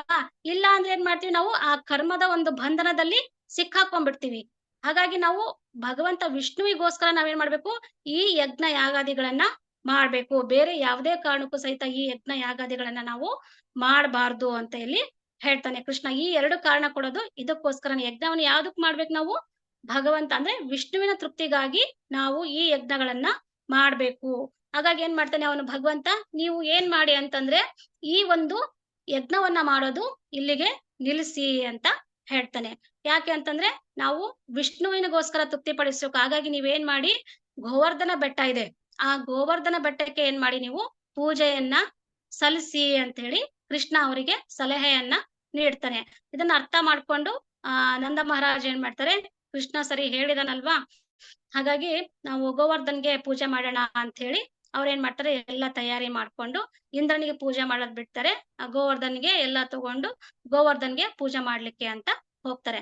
ಎಲ್ಲಾ ಪೂಜೆ ಮಾಡ್ತಾರೆ. ಅವಾಗ ಪೂಜೆ ಮಾಡುವಾಗ ಇದು ವಿಷಯ ಏನಾಗುತ್ತೆ ಅಂದ್ರೆ ಇಂದ್ರನಿಗೆ ಗೊತ್ತಾಗುತ್ತೆ. ಗೊತ್ತಾಗಿ ಅವನೇನ್ ಮಾಡ್ತಾನೆ ಅಂತಂದ್ರೆ, ಓ ಇದು ಈ ಚಿಕ್ಕ ಬಾಲಕ ಏನ್ ಮಾಡಿದಾನೆ ಅಂದ್ರೆ ನನ್ನ ಪೂಜೆಯನ್ನ ನಿಲ್ಲಿಸ್ಬಿಟ್ಟಿದ್ದಾನೆ, ಈ ರಜವಾಸಿಗಳಿಗೆಲ್ಲ ಬುದ್ಧಿ ಇದನ್ನ ತಲೆ ಕೆಡಿಸ್ಬಿಟ್ಟು ಅವರ ಒಂದು ಬ್ರೈನ್ ವಾಶ್ ಮಾಡ್ಬಿಟ್ಟು ಏನ್ ಮಾಡಿದಾನೆ ಅಂದ್ರೆ ಈ ಒಂದು ನನ್ನ ಪೂಜೆಯನ್ನ ನಿಲ್ಲಿಸ್ಬಿಟ್ಟಿದ್ದಾನೆ. ಈಗ ಹೇಗಾದ್ರೂ ಮಾಡಿ ನಾನೇನ್ ಮಾಡ್ಬೇಕು, ಅವ್ರಿಗೆ ಏನಾದ್ರು ತೊಂದರೆ ಕೊಟ್ಟು ಇದನ್ನ ನಿಲ್ಲಿಸ್ಬೇಕು ಅಂತ ಹೇಳಿ ಇಂದ್ರ ಏನ್ ಮಾಡ್ತಾನೆ, ತನ್ನ ಸೇವಕನನ್ನ ಕಳಿಸಿ ಎಲ್ಲ ಬುದ್ಧಿ ಹೇಳ್ತಾನೆ. ಆದ್ರೂ ಸಹಿತ ಅವರು ಕೃಷ್ಣನ ಮಾತು ಕೇಳಿ ಅವ್ರು ಏನ್ ಮಾಡ್ತಾರೆ, ಗೋವರ್ಧನ ಪೂಜೆ ಮಾಡ್ಲಿಕ್ಕೆ ಪ್ರಾರಂಭ ಮಾಡ್ಬಿಡ್ತಾರೆ. ಆ ಕೃಷ್ಣ ಇಂದ್ರ ಏನ್ ಮಾಡ್ತಾನೆ, ಸರಿ ಇದಕ್ಕೇನಾದ್ರೂ ನಾವು ಬುದ್ಧಿ ಕಲಿಸ್ಬೇಕು ಅಂತ ಹೇಳಿ ಅವನೇನ್ ಮಾಡ್ತಾನೆ, ಸಂವರ್ತಕ ಅಂತ ಹೇಳಿ ಆ ಮಳೆಗಳನ್ನ ಸುರಿಸ್ತಾನೆ. ಅದು ಹೇಗಿರುತ್ತೆ ಸಂವರ್ತಕ ಮಳೆ ಅಂತಂದ್ರೆ, ಈಗ ಪ್ರವಾಹ ಬಂದಾಗ ಹೇಗೆ ಮಳೆ ಬಂದಿರುತ್ತಲ್ವಾ, ಆ ರೀತಿ ಭಯಂಕರವಾಗಿರುತ್ತೆ ಅದು ಮಳೆ.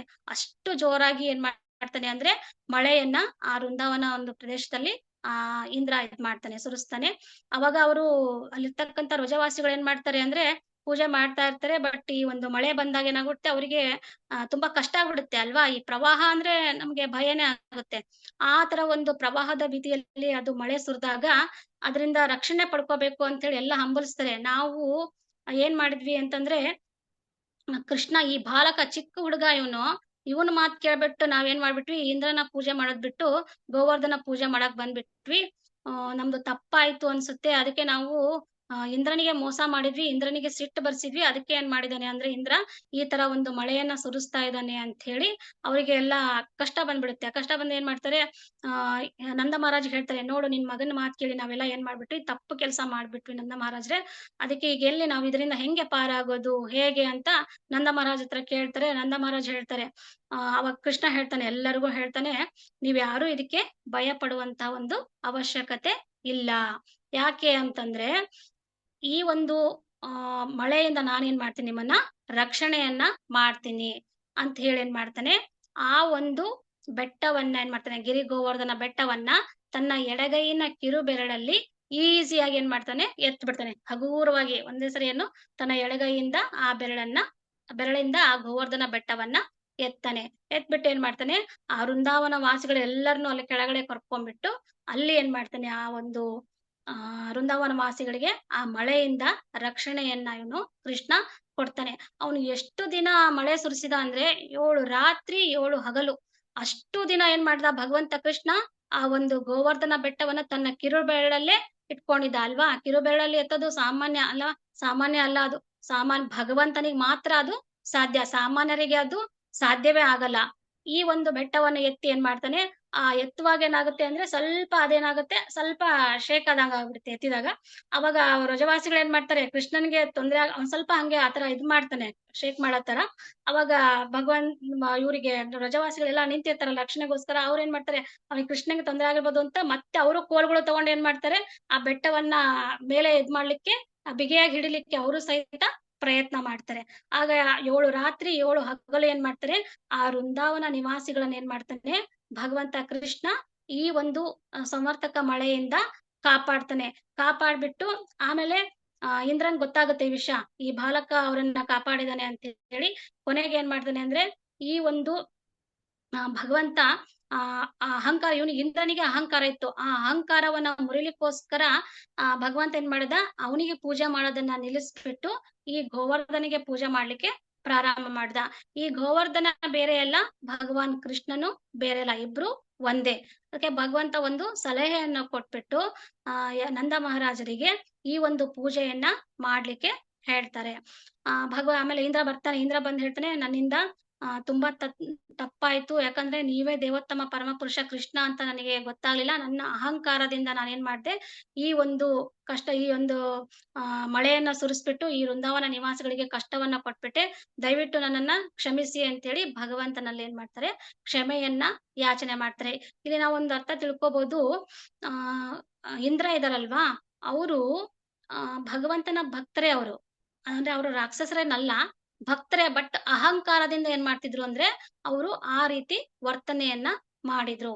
ಅದಕ್ಕೆ ಭಗವಂತ ಅಹಂಕಾರದಲ್ಲಿ ಯಾರು ಇರ್ತಾರೋ ಅವರನ್ನ ಒಂದು ಸಂಹರಿಸ್ಲಿಕ್ಕೆ, ಅವರ ಒಂದು ಅಹಂಕಾರವನ್ನ ತೆಗಿಲಿಕ್ಕೋಸ್ಕರನೇ ಈ ಒಂದು ಎಲ್ಲಾ ಲೀಲೆಗಳನ್ನ ಮಾಡ್ತಾ ಇದ್ದಾನೆ.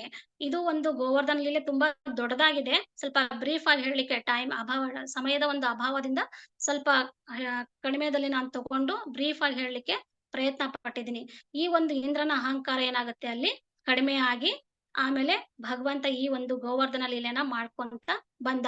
ಅದೇ ತರ ನಮ್ಮ ಇಸ್ಕಾನಲ್ಲೂ ಸಹಿತ ಈ ಒಂದು ಗೋವರ್ಧನ ಲೀಲೆನ ಪ್ರತಿ ವರ್ಷ ಏನ್ ಮಾಡ್ತಾ ಇದ್ದಾರೆ ಅಂದ್ರೆ ಎಲ್ಲಾ ಅನ್ನಕೂಟ, ಅಂದ್ರೆ ಇದು ಗೋವರ್ಧನಕ್ಕೆ ಅನ್ನಕೂಟ ಅಂತ ಹೇಳ್ತಾರೆ.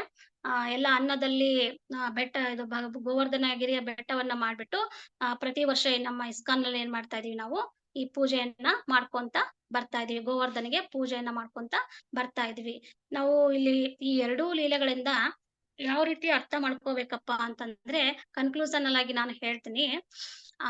ಭಗವಂತ ಕೃಷ್ಣ ತಾಯಿ ಯಶೋದೆ ಇದೆಲ್ಲ ದಾಮೋದರ ಲೀಲೆಯಲ್ಲಿ ಅಲ್ಲಿ ಏನ್ ತಾಯಿ ಯಶೋದೆ ಒಂದು ಪ್ರಾಮಾಣಿಕವಾಗಿರ್ತಕ್ಕಂಥ ಒಂದು ಪ್ರಯತ್ನ ಇದೆಯವಲ್ಲ, ಆ ಪ್ರಯತ್ನದಿಂದ ಅವಳಿಗೆ ಏನ್ ಮಾಡ್ದ ಅಂದ್ರೆ ಕೃಪೆಯನ್ನ ಕೊಟ್ಟ. ಅದೇ ತರ ನಾವು ಸಹಿತ ಪ್ರಾಮಾಣಿಕವಾಗಿ ಪ್ರಯತ್ನವನ್ನ ಮಾಡಿದ್ರೆ ನಮಗೂ ಸಹಿತ ಭಗವಂತ ಕೃಪೆಯನ್ನ ಕೊಡ್ತಾನೆ. ಬಟ್ ಏನಂದ್ರೆ ವಾತ್ಸಲ್ಯ ಭಾವ, ಅಲ್ಲಿ ಬಂದ್ಬಿಟ್ಟು ವಾತ್ಸಲ್ಯ ಭಾವದಲ್ಲಿ ಆ ಒಂದು ಭಾವದಲ್ಲಿ ಏನ್ ಮಾಡ್ದ ಅಂದ್ರೆ ಭಗವಂತ ಅವಳಿಗೆ ಕೃಪೆಯನ್ನ ಕೊಟ್ಟ. ಅದೇ ತರ ಇಲ್ಲಿ ಯಾವುದು ಇದು ಗೋವರ್ಧನ ಲೀಲೆ, ಈ ಲೀಲೆಯಲ್ಲೂ ಸಹಿತ ಇಂದ್ರನಿಗೆ ಒಂದು ಅಹಂಕಾರವನ್ನ ಇಳಿಸ್ಬೇಕಾಯ್ತು ಭಗವಂತ. ಆ ಅಹಂಕಾರವನ್ನ ಇಳಿಸ್ಲಿಕ್ಕೋಸ್ಕರ ಏನ್ ಮಾಡ್ದ, ಈ ಒಂದು ಗೋವರ್ಧನ ಒಂದು ಲೀಲೆಯನ್ನ ಮಾಡ್ದ. ಇದು ತುಂಬಾ ಸುಂದರವಾಗಿದೆ ಈ ಲೀಲೆಗಳು. ನಾನು ಶಾಸ್ತ್ರವಾಗಿ ಎಷ್ಟು ನಾನು ಓದ್ಕೊಂಡಿದ್ನೋ, ಎಷ್ಟು ನಾನು ಬುಕ್ಸ್ ಗಳನ್ನು ಓದಿದೀನಿ, ಲೀಲೆಗಳನ್ನ ಕೇಳಿದೀನೋ ಅಷ್ಟನ್ನ ನಾನು ಹೇಳಲಿಕ್ಕೆ ಪ್ರಯತ್ನ ಪಟ್ಟಿದ್ದೀನಿ. ಇಲ್ಲಿಗೆ ಈ ಲೀಲೆ ಮುಗಿಸ್ತೀನಿ ಪ್ರವಚನವನ್ನ. ಹರೇ ಕೃಷ್ಣ ಕೃಷ್ಣ ಕೃಷ್ಣ ಹರೇ ಹರೇ, ಹರೇ ರಾಮ ರಾಮ ರಾಮ ಹರೇ ಹರೇ. ನನಗೆ ಎಷ್ಟು ಸಾಧ್ಯನೋ ಅಷ್ಟು ನಾನು ಒಂದಿನದಲ್ಲಿ ಪ್ರಯತ್ನ ಮಾಡಿ ಹೇಳಲಿಕ್ಕೆ ಪ್ರಯತ್ನ ಪಟ್ಟಿದ್ದೀನಿ. ಇದ್ರಲ್ಲಿ ಏನಾದ್ರೂ ತಪ್ಪುಗಳಿದ್ರೆ ಹಿರಿಯ ಭಕ್ತರಿದ್ದಾರೆ, ಅವರು ಸರಿಪಡಿಸ್ತಾರೆ. ಆಮೇಲೆ ಇದ್ರ ಮೇಲೆ ಏನಾದ್ರೂ ಪ್ರಶ್ನೆಗಳಿದ್ರೆ ಕೇಳ್ಬೋದು. ನನಗೆ ಗೊತ್ತಿದ್ರೆ ನಾನು ಉತ್ತರವನ್ನ ಹೇಳಲಿಕ್ಕೆ ಪ್ರಯತ್ನ ಪಡ್ತೀನಿ. ಇಲ್ಲಾಂದ್ರೆ ಹಿರಿಯ ಭಕ್ತಿದ್ರೆ ಅವ್ರು ನಿಮಗೆ ತಿಳಿಸ್ಕೊಡ್ತಾರೆ. ಹರೇ ಕೃಷ್ಣ ಮಾತಾಜಿ. ಹರೇ ಕೃಷ್ಣ ಮಾತಾಜಿ, ತುಂಬಾ ಧನ್ಯವಾದಗಳು. ಐ ಮಸ್ಟ್ ಸೇ, ಅದು ಇಷ್ಟು ಶಾರ್ಟ್ ಟೈಮ್ ಅಲ್ಲಿ ಒಂದು ದಿವಸದಲ್ಲೇ ನೀವು ಪ್ರಿಪೇರ್ ಆಗಿ ಕೊಟ್ಟಿದ್ದೀರಾ. ತುಂಬಾ ತುಂಬಾ ಧನ್ಯವಾದಗಳು ನಿಮಗೆ. ಯಾವ್ದು ಏನೂ ತಪ್ಪಿಲ್ಲ. ಅದು ಎಷ್ಟು ಶಾರ್ಟ್ ಆಗಿ ಸ್ವೀಟ್ ಆಗಿ ತುಂಬಾ ಚೆನ್ನಾಗಿ ಹೇಳಿದ್ದೀರಾ ಮಾತಾಜಿ. ತುಂಬಾ ತುಂಬಾ ಥ್ಯಾಂಕ್ಸ್. ಯಾಕೆಂದ್ರೆ ನಾವು ಎಲ್ಲರೂ ಈಗ ದಾಮೋದರ ಆರತಿಯ ಗಡಿಬಿಡಿಯಲ್ಲಿ ಕಾರ್ತಿಕ್ ತಿಂಗಳಲ್ಲಿ ಎಲ್ಲರೂ ದೇವರ ಸೇವೆಯಲ್ಲಿ ನಿರತರಾಗ್ಬಿಟ್ಟಿದ್ದಾರೆ. ಯಾರನ್ನು ಸ್ಪೀಕರ್ಸ್ ಯಾರನ್ನು ಸೇವೆಗೆ ಸಿಗೋದೇ ಕಷ್ಟ ಆಗ್ಬಿಟ್ಟಿದೆ. ಅಂದ್ರೆ ಎಲ್ಲರೂ ಸೇವೆಯಲ್ಲಿ ಇದ್ದಾರೆ. ಸೊ ಹಾಗಾಗಿ ನನ್ಗೂ ತುಂಬಾ ಟೈಮ್ ಸಿಗ್ಲಿಲ್ಲ. ಹಾಗಾಗಿ ಒಂದು ಶಾರ್ಟ್ ನೋಟಿಸ್ ಅಲ್ಲಿ ನೀವು ಪ್ರಿಪೇರ್ ಆಗಿದ್ದೀರಾ. ಸೊ ಇದೇ ತುಂಬಾ ಸಂತೋಷದ ವಿಚಾರ. ಇದರಲ್ಲಿ ಯಾವ್ದು ಮಿಸ್ಟೇಕ್ ಇಲ್ಲ, ಏನೂ ಇಲ್ಲ. ತುಂಬಾ ಚೆನ್ನಾಗಿ ಹೇಳಿದ್ರೆ, ತುಂಬಾ ರಸವತ್ತಾಗಿ ವರ್ಣಿಸಿದ್ದೀರಾ ನೀವು. ತುಂಬಾ ತುಂಬಾ ಧನ್ಯವಾದಗಳು ಮಾತಾಜಿ. ಇದು ಹರೇ ನಮ್ಗೆ ಕೃಷ್ಣ. ಹಿರಿಯ ಭಕ್ತರು ಇವರು ಮಾತಾಜಿ ಶ್ರೀಮಾನ್ ಸುಧೀರ್ ಚೈತನ್ಯ ಪ್ರಭುಗಳು ಇದಕ್ಕೆ 7 ದಿನ ಬೇಕು ಅಂತ ಹೇಳ್ತಾರೆ. ಒಂದು ಲೀಲೆ, ದಾಮೋದರ ಲೀಲೆ ಕೇಳಿಕ್ಕೆ 7 days ಬೇಕಂತೆ ಮಾತಾಜಿ. ಅದು ಬಟ್ ನಾವು ಸಮಯದ ಅಭಾವ ಇರೋದ್ರಿಂದ ಸ್ವಲ್ಪ ಶಾರ್ಟ್ ಆಗಿ ಹೇಳ್ತೀವಿ ಅಂತ ನಿನ್ನೆ ಕ್ಲಾಸ್ ಅಲ್ಲಿ ಹೇಳಿದ್ರು ಪ್ರಭುಜಿ. ನಾನ್ ಸ್ವಲ್ಪ ಅದನ್ನೇ ತಗೊಂಡು ಬ್ರೀಫ್ ಆಗಿ ಹೇಳಿದೆ. ಅದ್ ನೀವ್ ಹೇಳೋದ್ ನಿಜವೇ. ತುಂಬಾ ಲೀಲೆಗಳನ್ನ ನಿಜವಾಗಿ ತಿಳ್ಕೊಬೇಕಂದ್ರೆ ಪ್ರತಿ ಒಂದು ಸ್ಟೆಪ್ ಅಲ್ಲೂ ನಮ್ಗೊಂದೊಂದು ನೀತಿ ಇದೆ. ನಮ್ಮ ಬದುಕಿಗೆ ಬೇಕಾಗಿರೋ ನೀತಿ ಪಾಠಗಳು ತುಂಬಾ ಇದೆ. ನಾವು ತಿಳ್ಕೊಂಡು ಆ ಒಂದು ಪರ್ಸ್ಪೆಕ್ಟಿವ್ ಇಂದ, ಆ ಒಂದು ವೇವ್ ಇಂದ ನಾವ್ ಅದನ್ನ ಲೀಲೆಗಳನ್ನ ತಿಳ್ಕೊಳ್ಬೇಕು. ಸುಮ್ನೆ ಇದರ ಕಥೆ ಕೇಳಿ ಬಿಡೋದಲ್ಲ. ನಮ್ಮ ಬದುಕಿನಲ್ಲಿ ನಾವು ಅಳವಡಿಸ್ಕೊಳ್ಳೋದು ತುಂಬಾ ಇದೆ ಈ ಲೀಲೆಗಳಿಂದ. ಹಾಗಾಗಿ ನಮ್ ಭಾಗವತಮ್ಮನ್ನ ಓದಿದ್ರೆ ಪ್ರಭುಪಾದರು ತುಂಬಾ ಚೆನ್ನಾಗಿ ಎಕ್ಸ್ಪ್ಲೈನ್ ಮಾಡಿದ್ದಾರೆ. ಅವರು ಎಷ್ಟು ಕಷ್ಟಪಟ್ಟು ಬರೀ ರಾತ್ರಿ 2 ಗಂಟೆ ನಿದ್ದೆ ಮಾಡಿ ಅಷ್ಟೇ ನಮ್ಗೆ ಭಾಗವತಂನ ಕೊಟ್ಟಿದ್ದಾರೆ. ಸೊ ಇದ್ರಲ್ಲಿ ನಾವು ಈಗ ನಾವು ಸ್ವಲ್ಪ ಸ್ವಲ್ಪ ಒಂದು ಜಿಸ್ಟ್ ಕೊಡ್ಬೋದು ಅಷ್ಟೇ. ನೀವು ಹೇಳ್ದಾಗೆ ಒಂದು ಸ್ವಲ್ಪ ಇದರ ಒಂದು ಪರಿಚಯ ಕೊಡ್ತಾ ಇದ್ದೀವಿ ಅಷ್ಟೇ ಲೀಲೆಗಳ ಬಗ್ಗೆ ನಾವು ಹೇಳಿದಾಗ. ಸೊ ಹಾಗಾಗಿ ಪುಸ್ತಕಗಳನ್ನ ನಾವು, ನಮ್ಮ ಶಾಸ್ತ್ರಗಳನ್ನ ಓದೋಕೆ ನಾವು ಆ ಒಲವು ನಾವು ತೋರಿಸ್ಬೇಕು ಅಷ್ಟೇ. ಅದೇ ನಾವೇನಾದೊಂದು ಗ್ರಾಟಿಟ್ಯೂಡ್ ಒಂದು ತೋರಿಸ್ಬೇಕು ಪ್ರಭುಪಾದ್ರಿಗೆ ಅಂದ್ರೆ ಅದು we have to read books. ಅದ್ರಲ್ಲಿ ಪ್ರತಿ ಒಂದು ತುಂಬಾ ಚೆನ್ನಾಗಿ ವರ್ಣಿಸಿದ್ದಾರೆ. ಹಾಗಾಗಿ ಎಲ್ಲರೂ ಪುಸ್ತಕಗಳನ್ನ ಓದುವ ಒಂದು ಹವ್ಯಾಸವನ್ನ ಮೊದ್ಲೊಂದು ಹಾಬಿ ಇತ್ತದು. ಈಗ ನಮ್ಗೆ ಅದು ಮ್ಯಾಂಡೇಟರಿ ಇದೆ ಇವಾಗ ಇಸ್ಕಾನ್ ನಾವು ಓದ್ಲೇಬೇಕು, ಇಲ್ಲಾಂದ್ರೆ ನಮ್ಗೆ ಏನು ಅರ್ಥ ಆಗೋದಿಲ್ಲ. ಹಾಗಾಗಿ Yes, ಮಾತಾಜಿ. ಎಲ್ಲರೂ ಒಂದು ಓದುವ ಅಭ್ಯಾಸವನ್ನ ಬೆಳೆಸ್ಕೊಳ್ಬೇಕಂತ ಕೇಳ್ಕೊಳ್ತೀನಿ. ಇನ್ನೊಮ್ಮೆ ನಿಮ್ಗೆ ತುಂಬಾ ತುಂಬಾ ಧನ್ಯವಾದಗಳನ್ನ ಅರ್ಪಿಸ್ತೀನಿ. ಹರೇ ಕೃಷ್ಣ. ನೀವೊಂದು ಯಾರಿಗಾರ ನಮ್ಗೆ ಏನಾದ್ರು ಅವಕಾಶ ಪ್ರಶ್ನೆಗಳಿದ್ರೆ ಕೊಟ್ಟಿದ್ದೀರಾ ಮಾತಾಜಿ, ಕೇಳ್ಬೋದು. ನಿಮಗೆ ನಾನು ಧನ್ಯವಾದವನ್ನ ತಿಳಿಸ್ತೇನೆ. ಯಾಕಂದ್ರೆ ನಿನ್ನೆ ಆ, ನಿನ್ನೆ ಟೈಮ್ ಕೊಟ್ರಿ, ಪಾಪ ಒಂದಿನದಲ್ಲಿ ನನಗೆ ಎಷ್ಟು ಸಾಧ್ಯನೋ ಅಷ್ಟು ನಾನು ಹೇಳ್ಲಿಕ್ಕೆ ಪ್ರಯತ್ನ ಪಟ್ಟಿದ್ದೀನಿ No, you Mataji. have done justice, Mataji. You have done very well. Yes Mataji. Thank you so much. Thank you Mataji, thank you. ಏನಾದ್ರು ಪ್ರಶ್ನೆಗಳಿದ್ರೆ ಕೇಳ್ಬೋದು. ಬೇರೆಯವರೆಲ್ಲ ಯಾರೋ ಮಾತಾಡ್ತಿದ್ರು, ನಾನೇ ಮಧ್ಯೆ ಮಾತಾಡ್ದೆ.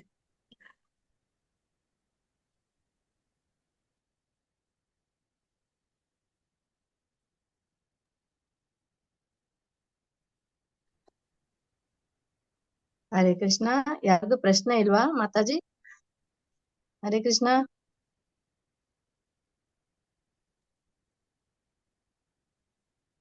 ಐ ಥಿಂಕ್ ಅವ್ರಿಗೆ ಯಾರ್ದು ಪ್ರಶ್ನೆ ಇಲ್ಲ ಹಾ ಅನ್ಸುತ್ತೆ ಮಾತಾಜಿ, ಈ ಮಾತಾಜಿ. ಲೀಲೆ ಎಲ್ಲ ಕೇಳ್ತಾನೆ ಇರ್ತಾರಲ್ಲ ಮಾತಾಜಿ, ಪ್ರತಿ ಒಂದ್ ಮಂತ್ ಫುಲ್ ಎಲ್ಲ ಲೀಲೆಗಳನ್ನ ಹರೇ ಕೃಷ್ಣ ಶ್ರವಣ ಮಾತಾಜಿ, ಪ್ರಣಾಮ್.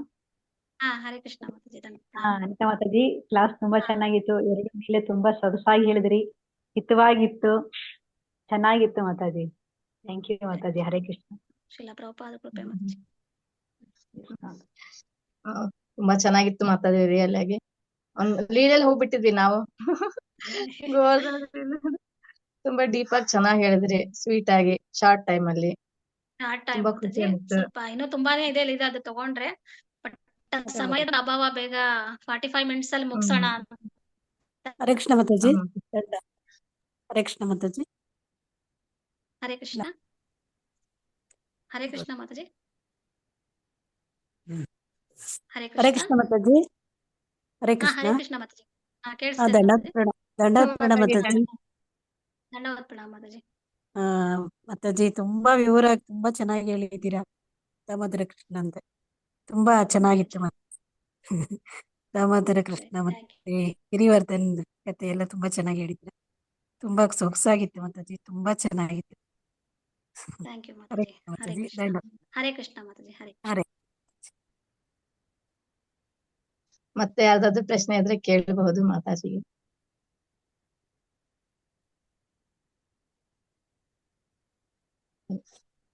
ಓಕೆ ಮಾತಾಜಿ. ಸರಿ ಮಾತಾಜಿ, ಯಾವ್ದು ಪ್ರಶ್ನೆ ಆಗತ್ತೆ ಹೀಗೆ ಬರ್ತಾ ಇರಿ ಮಾತಾಜಿ. ತುಂಬಾ ಚೆನ್ನಾಗಿ ಹೇಳಿದ್ರಿ, ಹೀಗೆ ಪ್ರವಚನ ಕೊಡ್ತಾ ಇರಿ.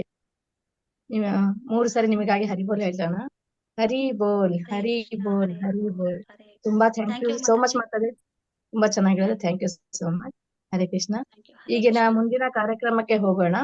ಈಗ ನರಸಿಂಗ ಭಜನೆ ಹೇಳುವುದಕ್ಕೆ ಬರ್ತಾ ಇದ್ದಾರೆ ದೀಕ್ಷಾ. ಇವರು ಸ್ಟೂಡೆಂಟ್, ಈಗ 8ನೇ ತರಗತಿಯಲ್ಲಿ ಓದ್ತಾ ಇದ್ದಾರೆ. ಇವರಿಗೆ ಹಾಡಿನಲ್ಲಿ ತುಂಬಾ ರುಚಿ ಇದೆ, ತುಂಬಾ ಚೆನ್ನಾಗಿ ಹಾಡ್ತಾರೆ. ಅವ್ರನ್ನ ವೆಲ್ಕಮ್ ಮಾಡೋಣ. ಒಂದು ಹರೇ ಕೃಷ್ಣ ಮಹಾಮಂತ್ರದಿಂದ. ಹರೇ ಕೃಷ್ಣ ಕೃಷ್ಣ ಕೃಷ್ಣ ಹರೇ ಹರೇ, ಹರೇ ರಾಮ ರಾಮ ರಾಮ ಹರೇ ಹರೇ. ವೆಲ್ಕಮ್ ದೀಕ್ಷಾ ಮಾತಾಜಿ. ಹರೇ ಕೃಷ್ಣ. ಮಾತಾಜಿ. ಹಾ, ಓವರ್ ಟು ಯು. ನೀವು ಹೇಳ್ಬಹುದು. ಹಾ ಮಾತಾಜಿ. ಶ್ರೀ ನರಸಿಂಹ ಜೈ ನರಸಿಂಹ, ಜಯ ಜಯೋ ನರಸಿಂಹ. ಪ್ರಹ್ಲಾದೇಶ ಜಯ ಪದ್ಮ, ಮುಖ ಪದ್ಮ ವೃಂಗ. ಉಗ್ರಂ ವೀರಂ ಮಹಾವಿಷ್ಣುಂ, ಜ್ವಲಂತಂ ಸರ್ವತೋಮುಖಂ. ನರಸಿಂಹಂ ಭೀಷಣಂ ಭದ್ರಂ, ಮೃತ್ಯೋರ್ಮೃತ್ಯೋರ್ನಮಾಮ್ಯಹಂ. ನಮಸ್ತೆ ನರಸಿಂಹಾಯ, ಪ್ರಹ್ಲಾದಲಾದದಾಯಿನೇ. ಹಿರಣ್ಯಕಾಶಿ ಪೂರ್ವಕ್ಷ, ಶ್ರೀಲತಾಂಕಾನಕಾಲಯೇ. ಇತೋ ನರಸಿಂಹ ಪರತೋ ನರಸಿಂಹ, ಯತ್ತೋ ಯತ್ತೋ ಯಾಮಿ ತತೋ ನರಸಿಂಹ. ನರಸಿಂಹ ಹೃದಯೇ ನರಸಿಂಹ. ನರಸಿಂಹ ಶರಣಂ ಪ್ರಪದೆ, ತವ ಕರ ಕಮಲವ ನಾಕ ಅದ್ಭುತ ಶೃಂಗ ದಲಿತ ಹಿರಣ್ಯಕಶಿಪು ತಾನುಭೃಂಗ ಕೇಶವದೂತ ನರಹರಿ ರೂಪ ಜಯ ಜಗದೀಶ ಜಯ ಜಗದೀಶ ರೇ ಜಯ ಜಗದೀಶ ರೇ ಜಯ ನರಸಿಂಹದೇವ ನರಸಿಂಹದೇವ ನರಸಿಂಹದೇವ ಜಯ ನರಸಿಂಹದೇವ ಜಯ ಭಕ್ತ ಪ್ರಹ್ಲಾದ ಜಯ ಭಕ್ತ ಪ್ರಹ್ಲಾದ ಭಕ್ತ ಪ್ರಹ್ಲಾದ ಜಯ ಭಕ್ತ ಪ್ರಹ್ಲಾದ ಜಯ ನರಹರಿ ಜಯ ನರಹರಿ ನರಹರಿ ಜಯ ನರಹರಿ ಜಯ ಜಯ ಪ್ರಭುಪಾದ ಪ್ರಭುಪಾದ ಪ್ರಭುಪಾದ ಜಯ ಜಯ ಪ್ರಭುಪಾದ ನಿತ್ಯ ಗೌರ ಹರಿ ಬೋಲ್ ಹರಿ ಬೋಲ್ ಹರಿ ಬೋಲ್ ನಿತ್ಯ ಗೌರ ಹರಿ ಬೋಲ್ श्री श्री विघ्न विनाशक नरसिंहदेव भगवान की जय भक्त शिरोमणि प्रहलाद महाराज की जय इस्कॉन फाउंडर आचार्य शीला प्रभुपाद की जय निताय गौर प्रेमानंदे हरि हरि बोल हरे कृष्ण माता जी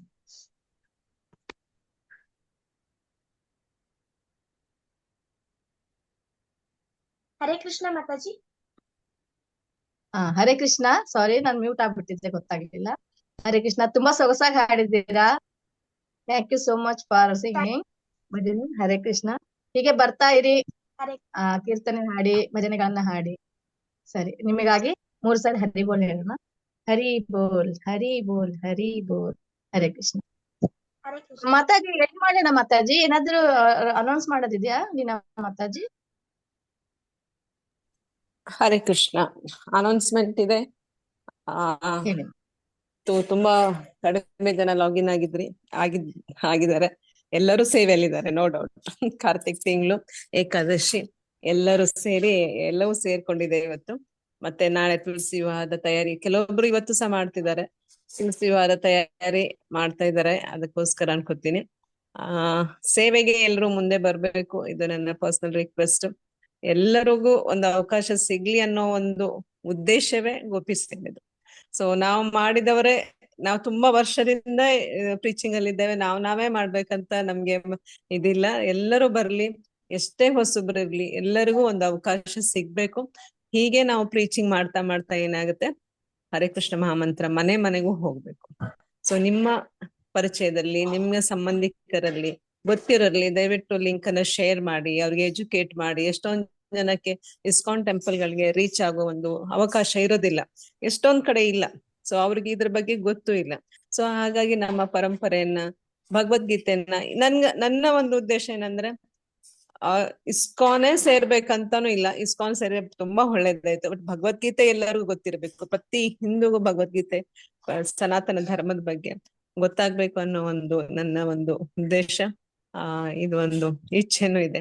ಸೊ ಎಲ್ಲರಿಗೂ ದಯವಿಟ್ಟು ಇದನ್ನ ಆದಷ್ಟು ಮಾತಾಡಿ. ಎಷ್ಟೊಂದು ಇವಾಗ ದಾಮೋದರ ಆರತಿಗಳಿಗೆ ಎಲ್ಲಾ ಕಡೆ ಹೋಗ್ತೀರಾ, ಹೋದಾಗ ಗೋಪಿ ಸೇನೆ ಬಗ್ಗೆ ಮಾತಾಡಿ, ಇದಕ್ಕೆ ಜಾಯಿನ್ ಮಾಡಿಸಿ. ಮಾತಾಜಿಗಳಿಗೆ ಗೊತ್ತೇ ಇರೋದಿಲ್ಲ. ಸೊ ಅವ್ರ ಮನೇಲಿ ಕೂತ್ ಕಡೆ ಇದೊಂದು ಅವಕಾಶ ಸಿಗ್ಬೇಕಾದ್ರೆ ಯಾಕೆ ಆಗ್ಬಾರ್ದಲ್ವಾ? ಸೊ ನಮಗ್ ಸಿಗ್ತಾ ಇರೋ ಸಂತೋಷನ ನಾವ್ ಎಲ್ಲರಿಗೂ ಹಂಚ್ಕೊಳ್ಳೋಣ. ಸೊ ದಯವಿಟ್ಟು ಎಲ್ಲರೂ ಈ ಒಂದು ನೋಡಿ, ಎಲ್ಲರೂ ಕ್ಲಾಸ್ ತಗೊಳ್ಬೇಕು, ಎಲ್ಲರೂ ಪ್ರವಚನ ಮಾಡ್ಬೇಕು ಅಂದ್ರೆ ಅದು ಸಾಧ್ಯ ಇಲ್ಲ. ಇದೊಂದು ನಮ್ಮ ಸೇವೆ ಭಗವಂತನಿಗೆ ನಾವು ಮಾಡ್ಲೇಬೇಕು. ಅದಕ್ಕೋಸ್ಕರ ಎಲ್ಲರಲ್ಲೂ ನನ್ನೊಂದು ಪರ್ಸನಲ್ ರಿಕ್ವೆಸ್ಟ್, ಆದಷ್ಟು ಈ ಒಂದು ಗೋಪಿ ಸೇನೆ ಕಾರ್ಯಕ್ರಮದ ಬಗ್ಗೆ ಎಲ್ಲರಿಗೂ ಹೇಳಿ. ಮತ್ತೆ ಮುಂದೆ ಬಂದು ಕೀರ್ತನೆಗೆ, ಪ್ರವಚನಕ್ಕೆ, ನರಸಿಂಹ ಭಜನೆ ಹಾಡೋದಕ್ಕೆ ಎಲ್ಲರೂ ತಮ್ಮ ಹೆಸರುಗಳನ್ನ ಕೊಡ್ಬೋದು. ಗ್ರೂಪ್ ಅಲ್ಲೇ ಹಾಕ್ಬೋದು, ನನ್ಗೆ ಪರ್ಸನಲ್ ಆಗಿ ಕಾಲ್ ಮಾಡ್ಬೋದು, ಇಲ್ಲ ಸುಭಾಷಿಣಿ ಮಾತಾಜಿ ಕಾಲ್ ಮಾಡ್ಬೋದು, ಶ್ಯಾಮಕಾಂತ ಮಾತಾಜಿಗ್ ಮಾಡ್ಬೋದು. ಯಾರೇ ಸಿಗ್ತಾರೋ, ಯಾರು ಆ ಟೈಮಲ್ಲಿ ಅವೈಲೇಬಲ್ ಇದ್ದಾರೋ ದಯವಿಟ್ಟು ಮುಂದೆ ಬನ್ನಿ. ಇವತ್ತು ಬೇರೆ ಯಾರೋ ಹಾಡ್ಬೇಕಿತ್ತು, ಆದ್ರೆ ದೀಕ್ಷಾ ಬಂದು ಇಲ್ಲ ನಾ ಹಾಡ್ಬೇಕಂದ ನನ್ಗೆ ಖುಷಿ ಆಯ್ತು. ಓಕೆ, ವೈ ನಾಟ್, ಬಿಕಾಸ್ ಅವಳಿಗೆ ಇವತ್ತು ರಜೆ ಇತ್ತು. ಆಯ್ತು ರಜಾ, ನೀನೇ ಹಾಡು ಅಂದ್ರೆ ತುಂಬಾ ಚೆನ್ನಾಗಿ ಹಾಡಿದ್ಲು ಅವಳು. ಖುಷಿ ಆಯ್ತು ನನ್ಗೆ ಅವಳು ಹಾಡಿದ್ದು ನೋಡಿ. ಸೊ ಹಾಗಾಗಿ ಎಲ್ಲರಿಗೂ ಒಂದು ಸೇವೆ ಅವಕಾಶ ಮಾಡೋದೇ ಇದೊಂದು ಗೋಪಿ ಸೇನೆ ಉದ್ದೇಶ.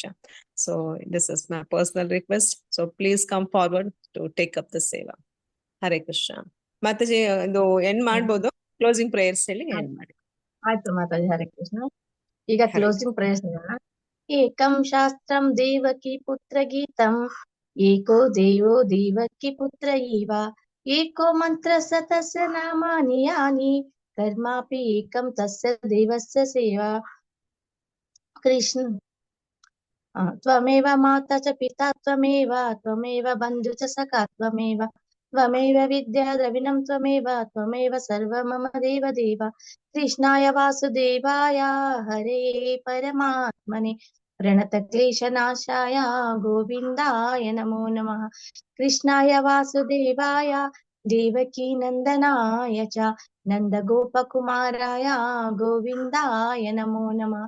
ವಸುದೇವ ಸುತಂ ದೇವಂ ಕಂಸ ಚಾಣೂರಮರ್ದನಂ, ದೇವಕೀ ಪರಮಾನಂದಂ ಕೃಷ್ಣಂ ವಂದೇ ಜಗದ್ಗುರು. ಕಾತ್ಯಾಯನಿ ಮಹಾಮಾಯೆ ಮಹಾಯೋಗಿ ಆದಿಶ್ವರಿ, ನಂದಗೋಪಾಸುತಂ ದೇವಿ ಪತಿಂ ತಂ ಮೇ ಕುರುತೆ ನಮಃ. ಶ್ರೀಕೃಷ್ಣ ಶರಣಂ ಮಮ ದಾಸಾನು ಕೃಷ್ಣ ತ್ವಮಾಮಿ, ಶ್ರೀಕೃಷ್ಣ ಶರಣಂ ಮಮ ದಾಸಾಹಂ ಕೃಷ್ಣ ತ್ವಮಾಮಿ, ಶ್ರೀಕೃಷ್ಣ ಶರಣಂ ಮಮ ದಾಸಾಹಂ ಕೃಷ್ಣ ತವಾಸ್ಮಿ.